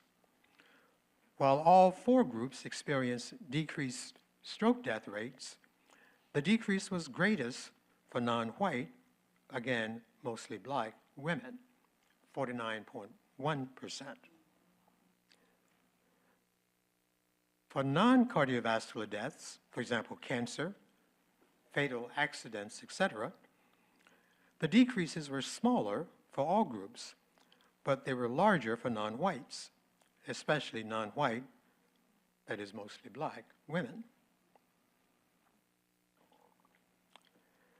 As shown here, life expectancy at birth also increased more for non-whites than whites from 1968 to 1978, consistent with their reductions in cardiovascular disease mortality.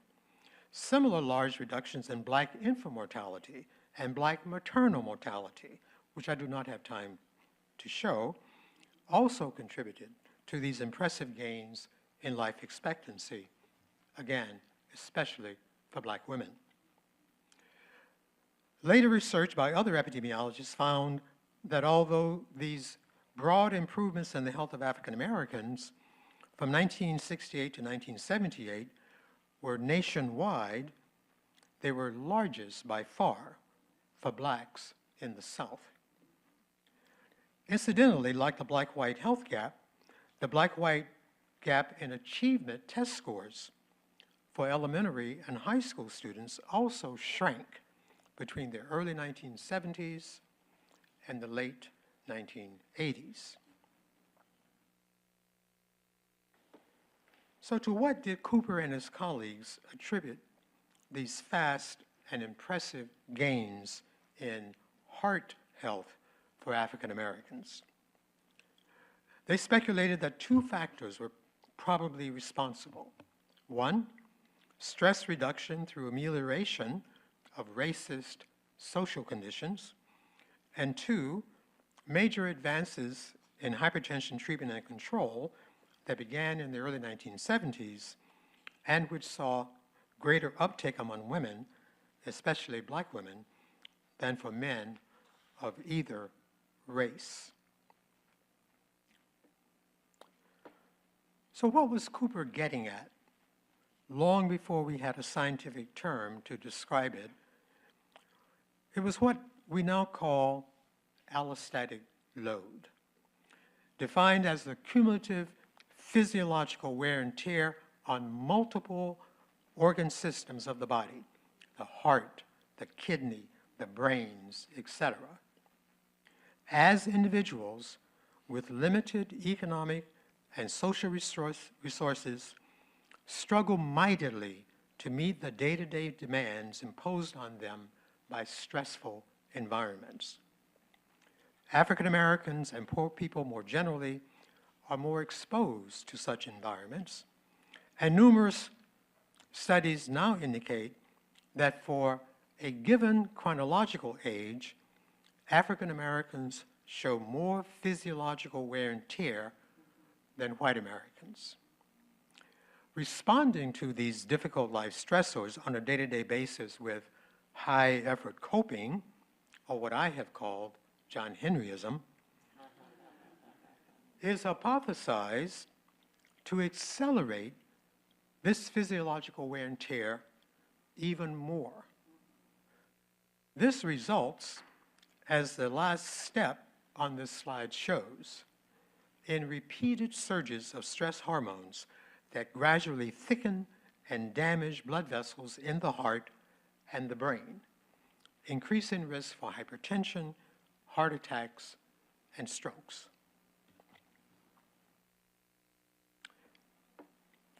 This slide summarizes the laws and the major Supreme Court decision that changed the political structure and culture and the institutional practices of the country, beginning in the mid to late 1950s and continuing through the 1960s and 70s. Lest we forget, however, these changes were fiercely resisted, and they came at a high price, the ultimate price for far too many.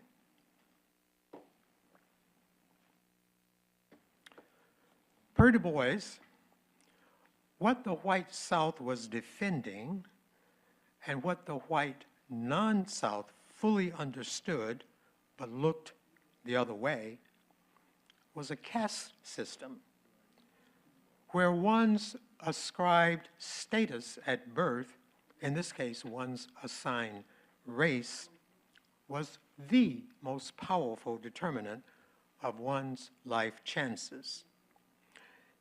Isabel Wilkerson argues in her award-winning book of the same name that although the laws supporting America's caste system are no longer on the books, the remnants of the caste system, now in the guise of socially constructed racial categories, still powerfully shape the life chances of all Americans.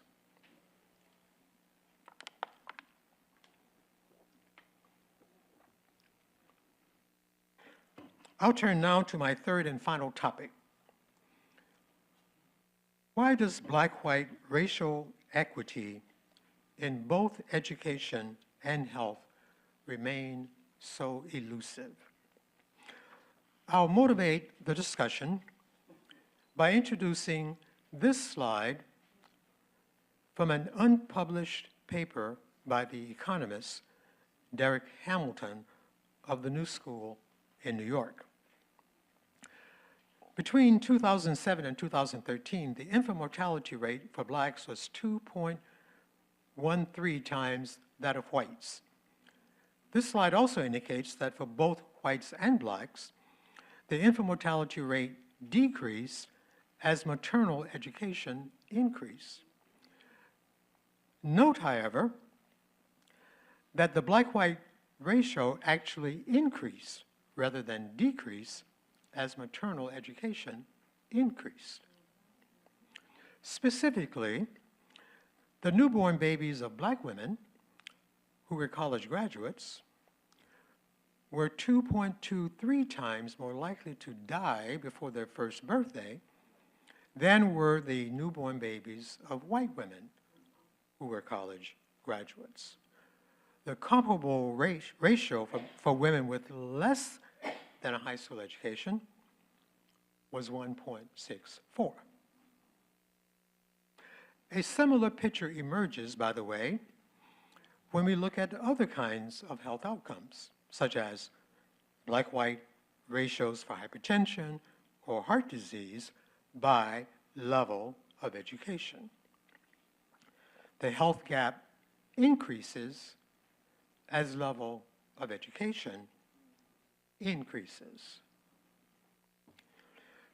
Research on this important question is intensifying, but the answer regarding the causes remains elusive.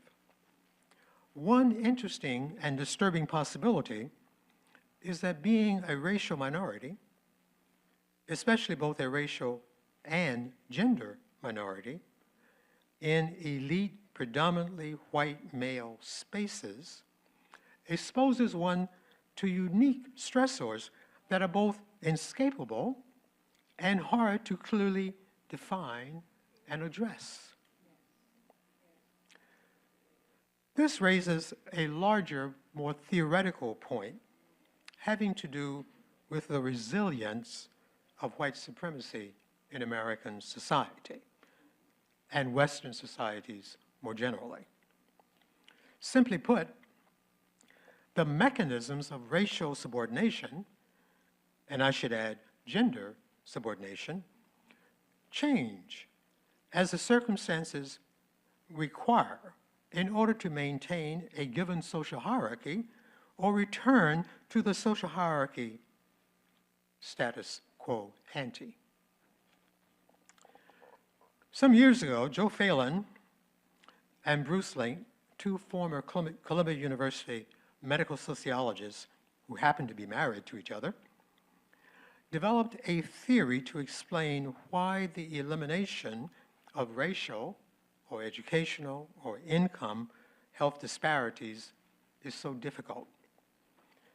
They named their theory the fundamental social causes of health inequities. According to them, a cause is fundamental if it is a cause of other, more surface level causes. A surface cause might change, say, legally mandated segregated schools. But if the fundamental cause, white supremacy ideology, does not change, a different surface level cause, say, publicly funded charter schools, can be substituted to accomplish the original goal.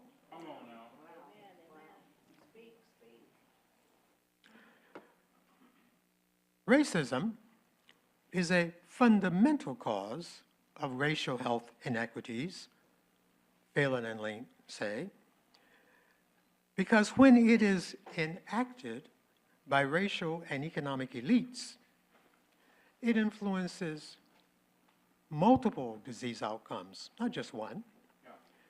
It affects disease outcomes through multiple risk factors, not just one.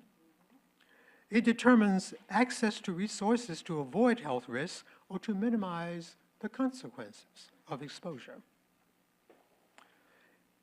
And it reproduces association with health inequities by replacing the key intervening mechanisms.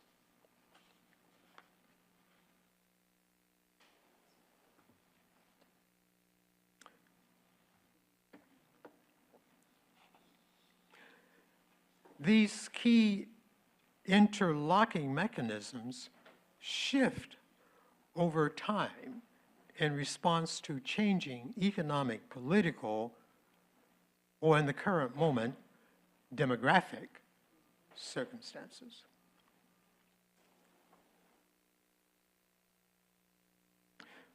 Some years ago, Robert Sapolsky, the well-known Stanford University primatologist who studied the physiological correlates of social rank in non-human primates in East Africa for decades, wrote this: in most social species, dominance rank influences the extent to which an individual sustains physical and psychological stressors. When the hierarchy is stable in species where dominant animals actively subjugate subordinates, it is the latter, the subordinates, who are most socially stressed. This reflects the high rates of physical and psychological harassment of subordinates.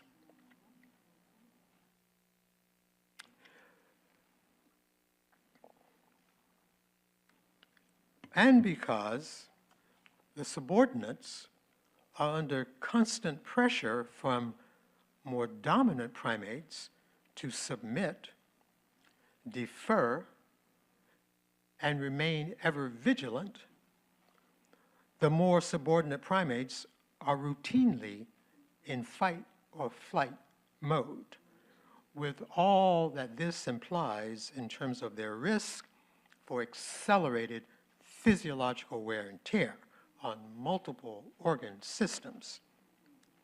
Their life expectancy inevitably suffers as a result. But interestingly enough, Sapolsky also noted this: during major hierarchical reorganization, dominant individuals typically experience the greatest amounts of physical and psychological stress. Now think about that in relationship to our current political culture.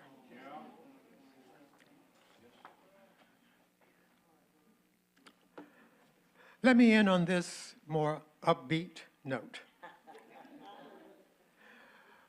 The returns on investments, that is the ROI, in early childhood development interventions, that is education broadly defined, are both multifaceted and very impressive.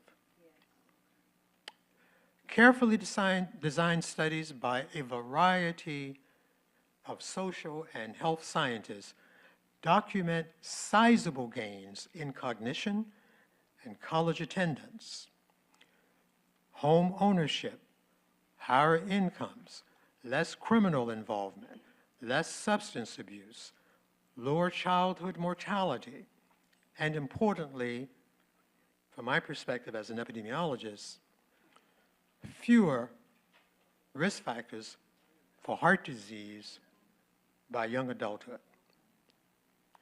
More early childhood interventions strike me as a good place, as good a place as any, to begin the new systemic response that we now need to the shape-shifting systemic forces of racial and gender exclusion and subordination. I thank you for your attention.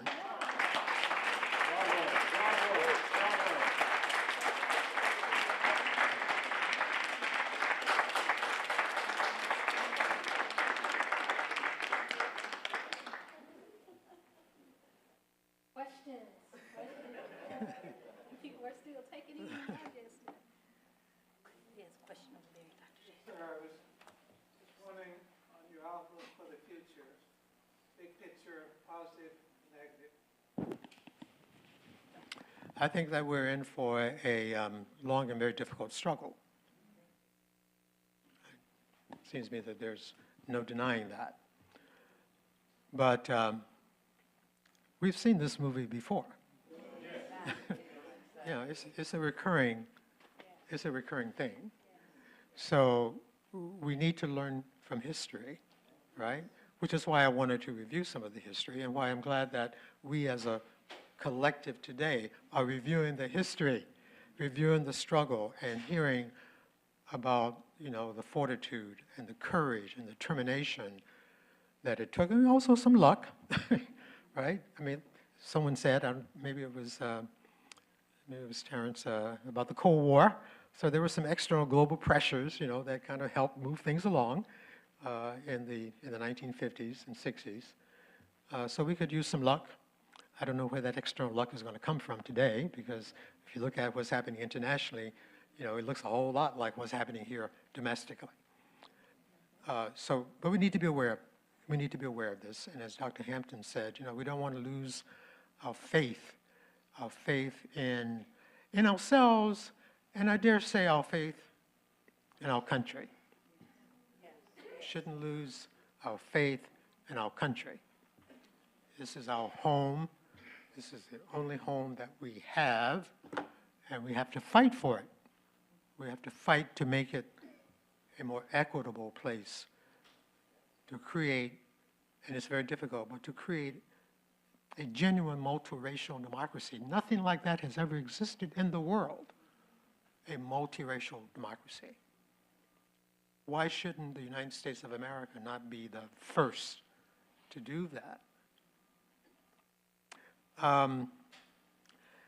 That's kind of a broad stroke answer. If I were to drill down a little bit deeper and maybe pick up on the theme about diversity, equity, and inclusion, or equity, diversity, and inclusion, I like the fact that equity is being put first. One of the things that we learned, and I think Dr. Hampton in particular touched on this in her wonderful remarks earlier. You know, our ancestors, when faced with Jim Crow, as it was being instantiated in laws beginning in the 1890s and continuing into the early part of the 20th century, our ancestors built institutions, a variety of institutions, to protect Black people, particularly Black children. They built these institutions. Yes, the schools are segregated, but boy, what amazing teachers were in those schools. Black churches, Black businesses, Black music, Black poetry. I mean, they built these institutions. They created a whole system of resistance and resilience.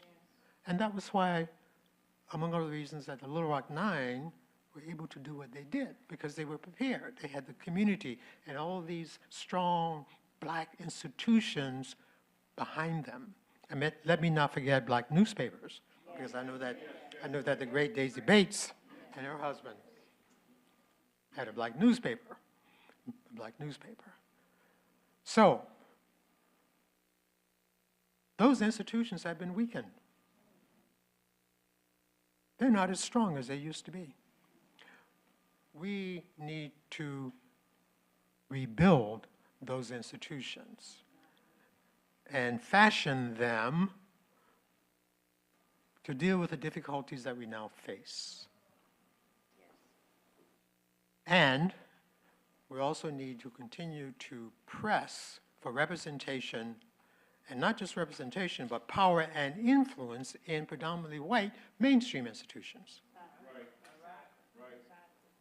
We shouldn't give up on that objective, because that's how we get to building the multiracial democracy. So we have to do both things. We have to build our own institutions, keep them strong, build new institutions where necessary, but also have a place at the table in the predominantly white institutions, and that's really hard. I spent my entire career in such places, and you can get chewed up if you don't pace yourself, and if you don't find community and build community, seek out support. Black women are a whole lot better at doing that than black men are, I should tell you.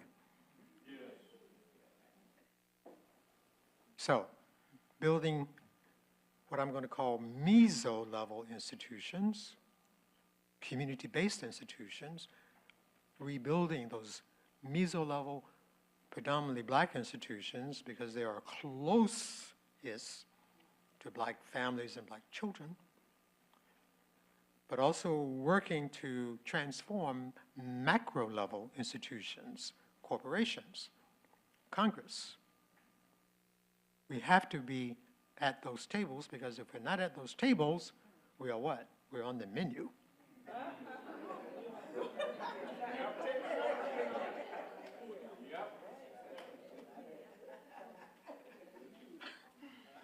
So that's what I hope we can do, to raise our collective consciousness, not that people in this room need to have their collective consciousness raised, but the children, the children whose ears are open, whose eyes are open, who want to learn from the elders, and we have to put ourselves in close proximity to them to teach them about our history, let them know we have been here before. Things will get better, but only if we work hard to make things better. Not as individuals, because you can burn out so easily if you think that you can take on the machine all by yourself. You can't. It has to be collective. And of course, that's what we learned, you see, from the Civil Rights Movement. It was collective struggle. It wasn't individual struggle. It wasn't what I call John Henryism, which is more of an individual kind of struggle, right? And the price that you pay for that.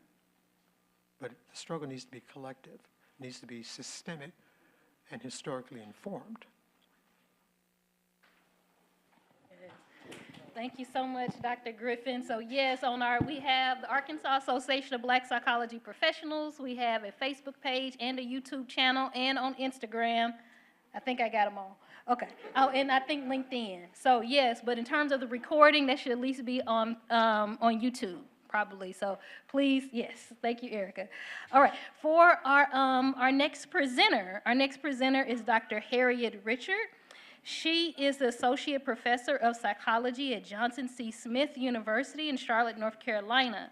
She was the first African American to receive a PhD in Applied Experimental Psychology from the University of Arkansas at Fayetteville. All right. Yes. Wonderful, wonderful. She has been the recipient of various fellowships, awards, and honors. She has publications and research activities related to race, particularly African Americans, gender, tenure. She and two of her colleagues wrote the chapters on teaching Africana psychology, an American Psychological Association publication. She has several board memberships that are listed in her bio, including ABPSI, the Association of Black Psychologists, the American Association of Blacks in Higher Education, and the Southeastern Psychological Association. She has been actively involved in various professional and community service initiatives. She's a life member of Delta Sigma Theta Sorority Incorporated. Dr. Richard is married to Edward Richard, and they have 2 daughters, a son-in-law, and 3 grandsons. Most recently, she's the PI on a breast cancer grant with the co-PIs from her institution, Atrium Health, and Wake Forest University.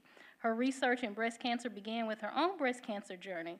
This research examines the experiences of African American breast cancer survivors, and the experiences will help other survivors in their breast cancer journey. So, welcome, Dr. Richard. And as she comes, I just want to say it's a pleasure being getting to know her over the years. She's a joy to talk with. We were able to have a lovely conversation last night at dinner. Oh, So. we can't talk about all that. Okay. Oh, I'm sorry, Mike's on. All right. Okay, first of all, it's a pleasure to be here, and all of you get 2 gold stars, not just 1, for hanging in. I appreciate that. I appreciate that you're here. I know that it's a full day's activities, and I am thankful that you're here. I'm also thankful to Dr. Green and to Griffin. Why am I saying Green? Oh, that's why. We have a long history. Again, we can't talk about all that. Anyway, yes, and to the association, it's wonderful. Thank you again. Thank you so much also for the sponsors. I'm going to try to not do this real fast because I tend to talk fast, but I'm going to try and take my time, not too much time. Anyway, but this talk today, oh, I guess I can do this. It's BIPOC in education. That's Black people, Indigenous people, and people of color. So, and I'm going to talk about a little bit about, well, anyway, you'll see the progression.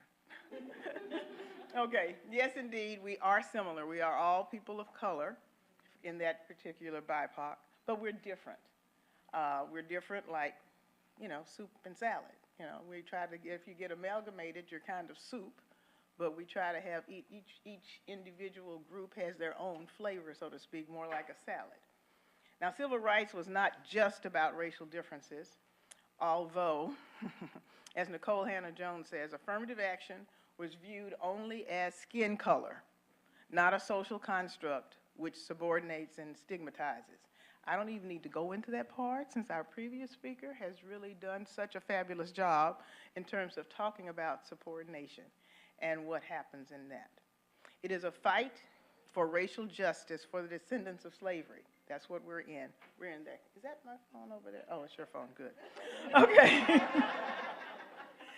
It is about racial justice and redress, according to Nicole Hannah-Jones. And she's the one, of course, who wrote the 1619 Project. And she was at Johnson C. Smith a month ago. And then she also wrote an article in the New York Times on colorblindness, which is the colorblindness trap. Yeah. And I cite, this is from that. These parts are from that. We endured 450 plus years of slavery in these United States, and we have yet to collect reparations.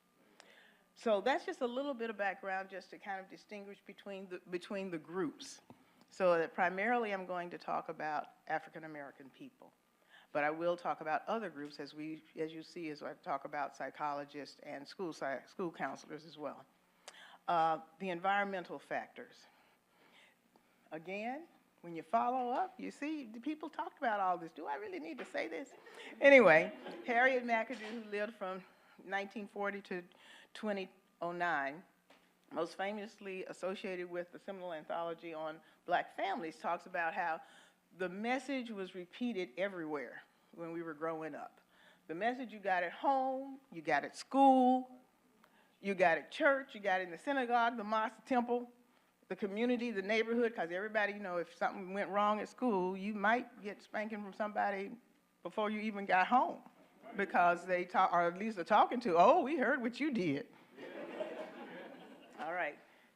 And all of the extracurricular activity spots still preach that same message of positivity, leaned into us and poured into us. Do the right thing. This is how you act. Thank you for being such a good person. You know, I mean, we were always being, that person put that little $5 bill in your hand at church, you know. They were always being supportive of you. Well, it didn't always continue to exist. There were changes that happened in the school, as outlined earlier. Dr. Beverly Tatum said, basically, she says, you can't teach children you don't love, K through 12. Now, I tell my students this, and I say, but you're in college now, and, you know, we don't care what you think about us. And, you know, and we just want you to get the information, but it's not like K through 12. And then I ask them, I said, well, who was the person that encouraged you, and try to get some input from them about that? And they always have that teacher or two. They always know who that was, who made a difference in their lives. I'm not sure now when I talk to students if that happens. When I ask them, they have to really pause and think, who was it? And usually they may have one that said, they said, my teacher said this thing, one thing, and I remembered it. Not a lot of history now in that. There's a loss of black educators, changes in the pedagogy in terms of how we teach, what we teach, changes again in schools. You were talking about the charter schools, some of the money being drained off from public schools and the rest of it. There's systemic changes. And then there's distraction. Distraction from the values that may be found in the home that may not be found anyplace else. And distraction from, I don't know, screens. It's like, okay, you can only have, the grandkids on 30 minutes of screen time, that's it. That's all you're getting, because today, we're not going to go outside and play. That's what they used to tell us. Right. And come in before the street lights come on. Oh, All right, but so there are changes. There are changes in our school system.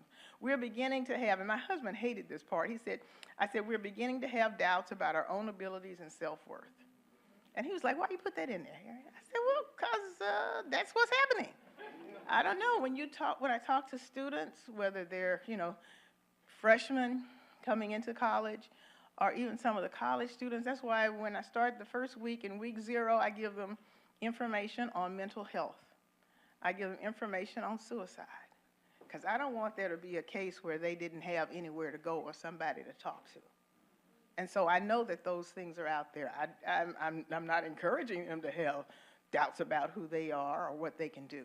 But I want to make sure that if they do have something, that they understand it's a temporary thing, and you can get some help. You can get some help from, the campus. We can give you some names. When COVID happened, although that's a whole nother thing, at least there were lots of resources that people could reach out to. What's important? Education is important, not social promotion. People, I could tell you some stories. My husband has a story about someone who made it into high ranks, but they were held back in 2nd grade a couple of times. But in the end, they really made a difference. I won't tell you what position they made it to, but they made it to a very high position. Right. And if they hadn't been held back in 2nd grade because they didn't learn everything they needed to learn, I'm not sure they would have gotten that ultimate recognition. If I tell you the position, you know exactly who. They're not with us anymore, but I can't do that. All right. The other thing, what's important? Knowledge. Not how much you win in gaming. Oh. That's not that important. Don't put your hopes in that. What's important? Whole foods, not, as they call it, health washing. Making sure that, what do they say now? That nut bar now has a new name. It's a protein bar. And it's just because we washed it in good health doesn't mean it's any healthier. All right?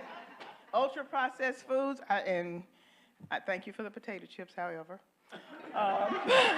But we just can't feast on them. We have that one little bag. We cannot eat the whole big bag. All right? We must invest in our youth and the next generation, not anything else. That must be what we invest in. We have outside forces that are acting upon us. The fight for the black minds is real. We must focus on yourself and who you are, and that's becoming increasingly difficult for kids, like I said, for kids and adults to see their worth. And anyway, that's hard. We must look at staying connected to people, not to things, okay? And again, the last part is COVID has taken a toll. That 3 years of, it made parents realize how worthy teachers were, are. And it also, unfortunately, isolated children, and it still continues. We have those ramifications that play over now. Though I am retired, this is my last semester of teaching. I have, 2 weeks? Yay. But I don't want to look at the little round boxes, the little boxes, the square boxes, the little black thing. No, I want to see you are not present if I don't see your face. Now, during COVID, early part of COVID, you know, there was a little bit of forgiveness because I don't know what your situation is. You may have people in the background, kids running around, sharing computer, that kind of thing. But after that, no, I got to see your face. I want to make sure you're there. And unfortunately, sometimes, I mean, with students with tuition, JCSU is $32,000 a year, so they've got to come up with a large amount of money. And often they are at work trying to listen to the class. It makes it really difficult. So who can help? Just some of the examples. Here's the race of U.S. psychologists. African Americans, about 5%. Latina or Hispanic, 10.8%. White, 75.9%. I was kind of surprised at the Latina numbers. Not quite sure why, but this is what they are in terms of the race of U.S. psychologists. The race of school psychologists, and this is over time, it's around 70%, yeah. And this is from 2000, okay, Harriet, need your glasses now? 2010 to 2021, and it's about 70% for white, black African American, about 20%, 10% for Hispanic and Latino, and for Asian, it's about 5%. So it varies, and it's been consistent over time. In fact, you can see we kind of lost and kind of we're coming back. There's some differences there. School counselors, demographics, white 67%, Latino Hispanic 14%, black or African American 10%, 10.6, unknown 3.8, Asian 3.7, and American Indian and Alaskan Native 0.7%. Yeah. So that's kind of, so the numbers are really, really small. And when you start looking at, in terms of African Americans in particular, if we go to a person who's white, it may be, I think that first visit, 80% of the people don't come back for the second visit. For blacks going to maybe blacks, it's still about 30% don't come back for the second visit. Okay? But it makes a difference in terms of who the individual is that you're talking to and the comfort level you feel. Yeah, it does. Now there's, you can do teledoc. There's some other kinds of resources so you can reach any number of people in terms of the ethnicity to make a difference. You can, you know, there's a lot more options that we have now than we had pre-COVID, okay, just simply by that. So here I want to list a little bit about black educators. Dr. Anna Julian Cooper, and there's an article. She was a high school principal in 1902, and she was kind of drummed out of that position where her students also went on. This was the article you gave me. He was kind of got taken out of that position even though the students were going to Yale and various higher education places. But often that's what happens, and she ended up getting moved from place to place when indeed, in fact, she was making a difference. Daisy Bates, and this is a picture of Daisy Bates, as advisor to the Little Rock Nine, and our own Dr. Roberts. And it's important to note that she did not necessarily get all her, I mean, it's kind of like talking about MLK. Everybody, it wasn't on his side or her side when it began. There was still lots of opposition. It's kind of like the kids with the Malcolm X hats that they were wearing for a while. And there was, like I said, kids, Malcolm, did you know who Malcolm X really was? There was a white kid. Do you know what that X really? Okay, but anyway, they may not know. But my point is, early on, people are not necessarily in support of those people who ultimately make a difference. She did ultimately receive a lot of accolades for what she did, and that's critical. And of course, we know about Kenneth and Mamie Clark today because we've had such a lovely talk and learned so much. Yes, they took Minnie Jean Brown in to live with them in New York. And yeah, there was a thing, was it the chili or was it what she said? Or anyway, yeah, she left quickly. Okay, another educators, well, we know about Ketanji Brown Jackson is Supreme Court Justice. Put her in there as educators. Seen Supreme Court Justice? Oh, yes. And one of my daughter's best friends, Dr. Terrell A. She's a high school principal, and I remember her when she was in college. She went to Tulane, and my daughter was going to Loyola in New Orleans, and they both pledged Delta together. And Terrell was in engineering and got a PhD in bioengineering, which is, yeah, and she started, I think, just teaching on the West Coast, and then she moved to Atlanta, became you know how you didn't know to walk up. I really think she's headed for superintendent. I really feel like that's where she wants to go. But she's making all the right moves. She's a pretty tough young lady, and she'll get wherever she wants to get. Dr. Phyllis Worthy Dawkins, who I'll show her picture on the next slide, but I'll just mention here. She was president of Bennett and Dillard. She provides programs for university leaders. Her 3 programs are Emerging Leaders Program, First Presidents Program, and Executive Leadership Program for those people seeking to be a university HBCU president. This is the 3rd iteration of the last one. She started with 22 scholars, and this year, in terms of those people seeking the HBCU presidency, she has 32. So it's there, and these other 2 programs are additional ones that have been added in. Oops, additional program. Did I skip that? Oh yeah. Oh, here it is. There it is, because it's a call to action. That's her, Phyllis Worthy Dawkins. And she's really making a difference. I met her, and she was the faculty development director when I first came to Johnson C. Smith 20 years ago. And she was wondering, in fact, who was this person going to all 66 of their programs they had during the year. And that's how we met. Because I was like, these are free, and I get to learn something. Anyway, and then on Saturdays, you pay me? Yes, I'm going. And so that's what I did, and I ultimately became her assistant in terms of faculty development director, and then finally, I was the person who ran the faculty development program. And it was great because we had a grant of $50,000 a year, and it helped us send faculty members, kind of help them in terms of continuing education and finishing up their PhDs.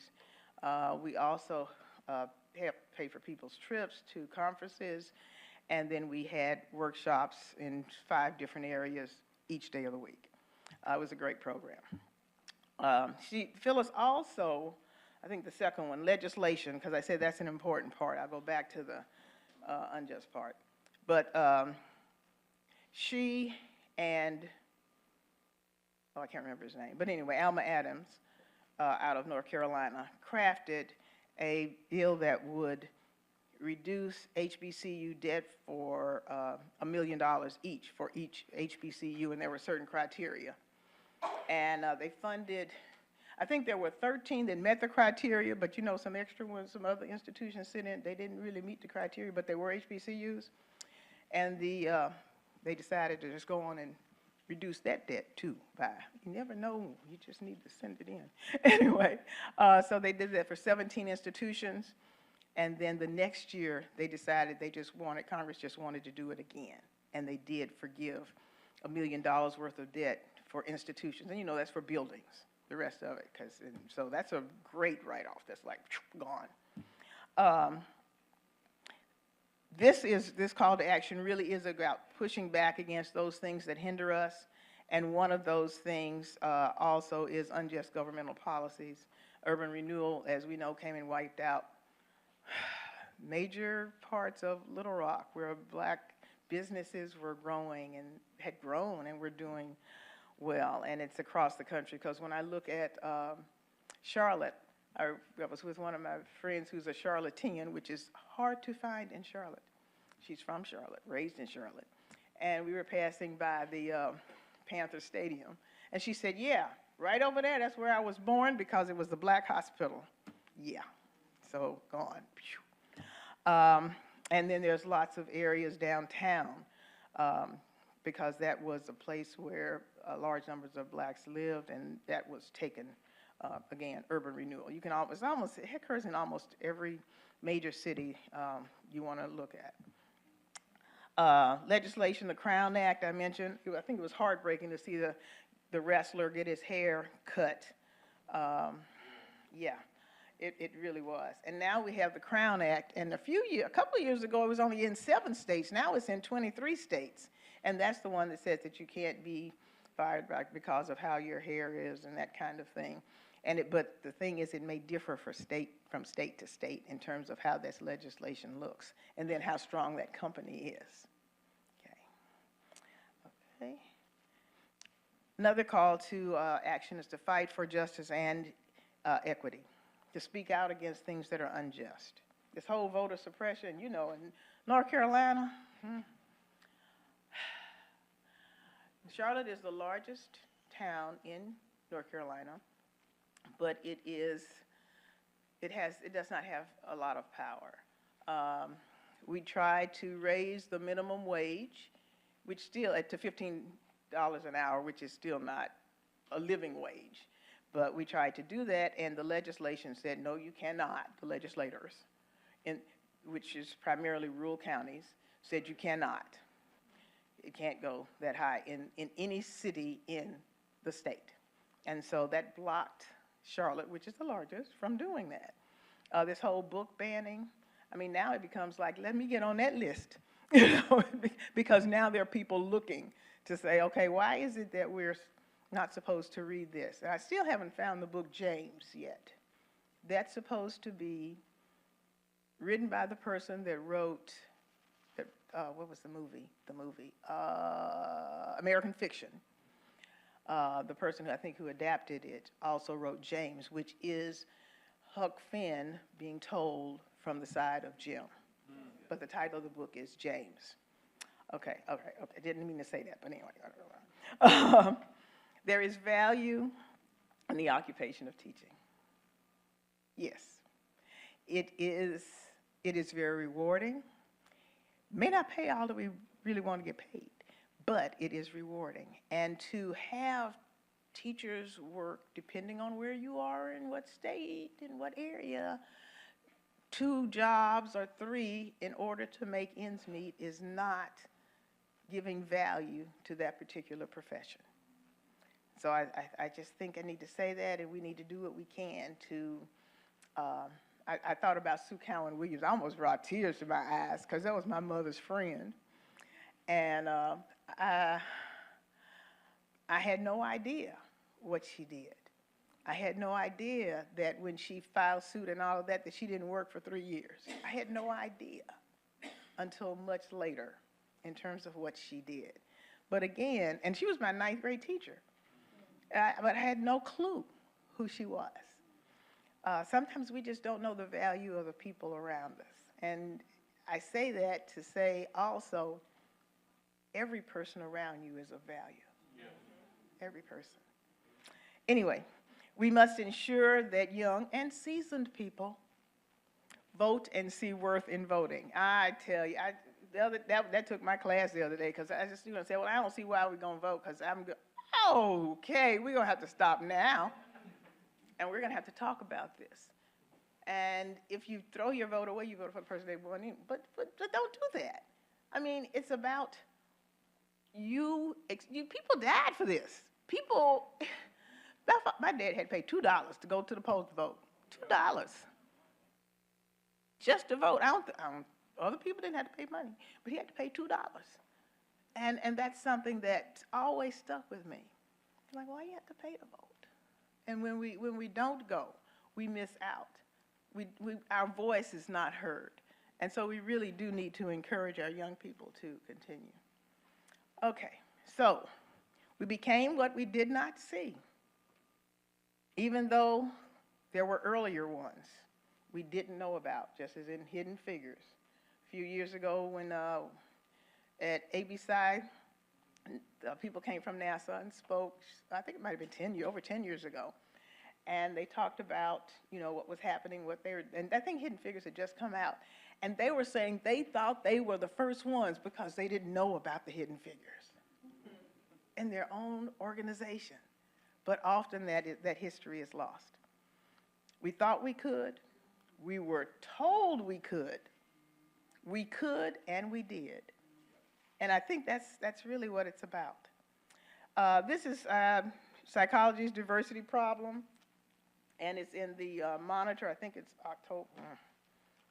And so anyway, this is the link for it, apa.org, and it's the October 2021. And it's such a good article.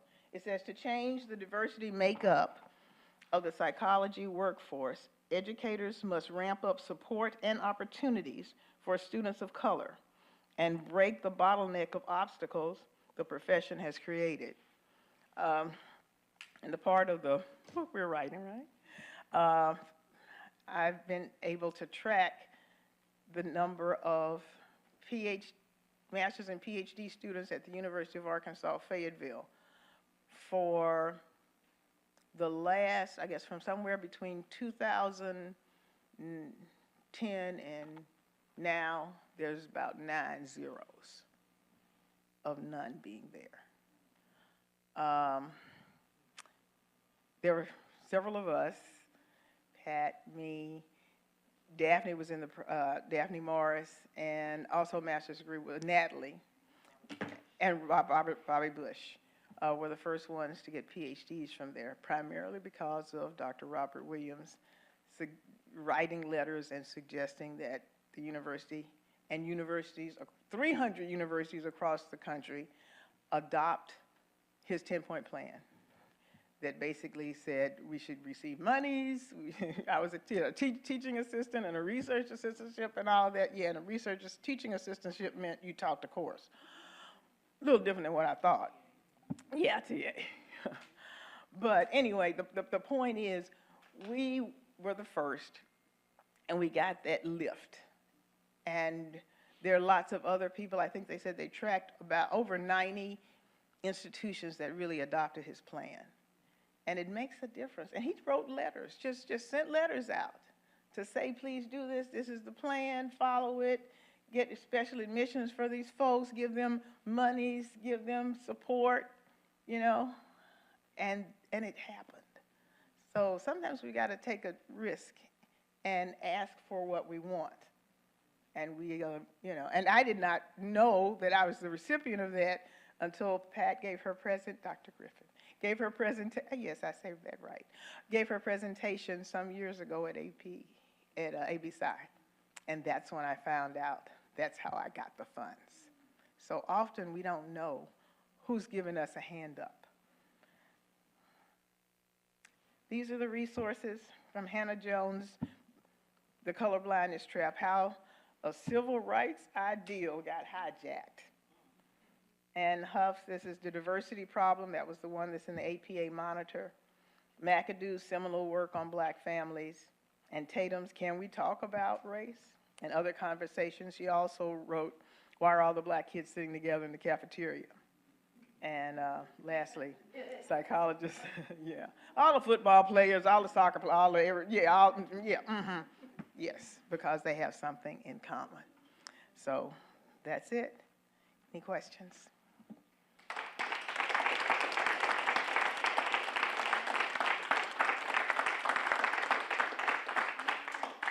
Okay, and I will move away from the thing. End of the day, honey. That's the way it goes. All right, thank you so much, Dr. Richard. And just thank you to all the presenters that have increased our awareness. I'm going to go back to Dr. Griffin's themes, our awareness, our motivation, and hopefully our inspiration to action. So we've had several presenters that have given us a call to action. So we just encourage you all to continue. Obviously, folks in this room can continue to boldly walk in whatever your area is, your arena, and then encourage others around you to do the same. Thank you for your time and attention. We have a bit of wrap-up. I know Dr. Griffin is going to moderate some of the wrap-up and discussion. But please, in your In your brochures here, you'll see the evaluation form. So we really would love for everybody to complete this evaluation form, and probably if you could turn it in to the registration table when you came in, where you registered and signed in. So please complete this. This will give us some valuable input for future events. So we know it's the end of a long day, but I do want to turn it over to Dr. Griffin for some wrap-up discussion and some acknowledgments.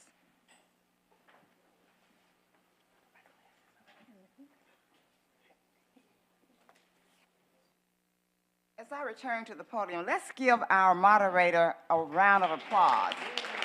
Excellent, excellent. Excellent, excellent. I told you she could do it. What time is it? 3:15. I told you she could do it, and she did. Oh, I am going to be brief. I don't even know where to start, but to say thank you, thank you, thank you. Thank you to those who were here. Thank you to those who are here. And thank you to those who participated in meaningful ways. Our speakers, let's give a round of applause to our speakers, our awesome presenters, And presenters, we would like to take a group picture if you can just hang around like we did last time. Okay, thank you. It won't take long. We could not have done this as an association with 20 members. We have about 20 members, and we have been in existence how many years, Kyla? 14 years. But it's only through community support. But I do have some special acknowledgments. I want to acknowledge the president of our association, Carrie Crawford, is the president of our Arkansas Association of Black Psychology Professionals. I want to recognize the president of the Arkansas Psychological Association, Dr. Tisha Dean. Bishop, we want you to stand up so we can see you. And we have other members of the association who are here, Dr. Bob Doyle, Dr. Don DeRay, and her husband is our administrative independent consultant who's been working with us throughout this entire planning purpose, this event. Our AV Arkansas is with us. Thank you. And by the way, we will have a link that you can access after today of the program in its entirety. So you will be able to view the program in its entirety. We acknowledge Superintendent Robin White. Thank you, Superintendent White. Landa Smith. Our grantors are listed on the back of your program. We had someone here from the Rebsamen Foundation. Do we have any other grantors, representatives? Do we have any other representatives of our grantors here with us today? We did have someone from Southern Bancorp, Charles Blake was here. They were the sponsor for our lunch. The City of Little Rock, Selena, is Selena here? Or did she have to leave? Selena, please stand up. Carmen Bradford, is she still here? Carmen, please, this was our media team. We would meet weekly, getting the website together, getting everything together, and because that's not my forte, but these young ladies and Eric Doré navigated that boat. So thank you, thank you. So we're at the end of the day. It's been an awesome day. It's been an amazing day. And we have something to take with us when we leave, and hopefully each of us will be inspired to take up the mantle. And as we take our leave, I want to leave you with some parting words by Dr. Mamie Phipps Clark. Education is the key to unlocking the golden door of freedom. Our children's potential is limitless if we provide them with equal opportunities. We must teach our children to embrace diversity and respect one another. Now, this was decades ago. Every child deserves a fair chance to succeed regardless of their race or background. And education is the most powerful weapon we can use to change the world. Powerful words that she left with us. So let us follow and let us create our own footsteps. Not following the footsteps of others, but let us create our own footsteps as we move toward equity and diversity for all. Thank you very much for being here. And I know that wrapping up, but please, let's give a hand clap to Dr. Griffin, the project director. Yes. Thank you, Dr. Griffin, for all of your work with this project. Thank you. All right, thank you, and we have concluded. Oh, okay, the speakers.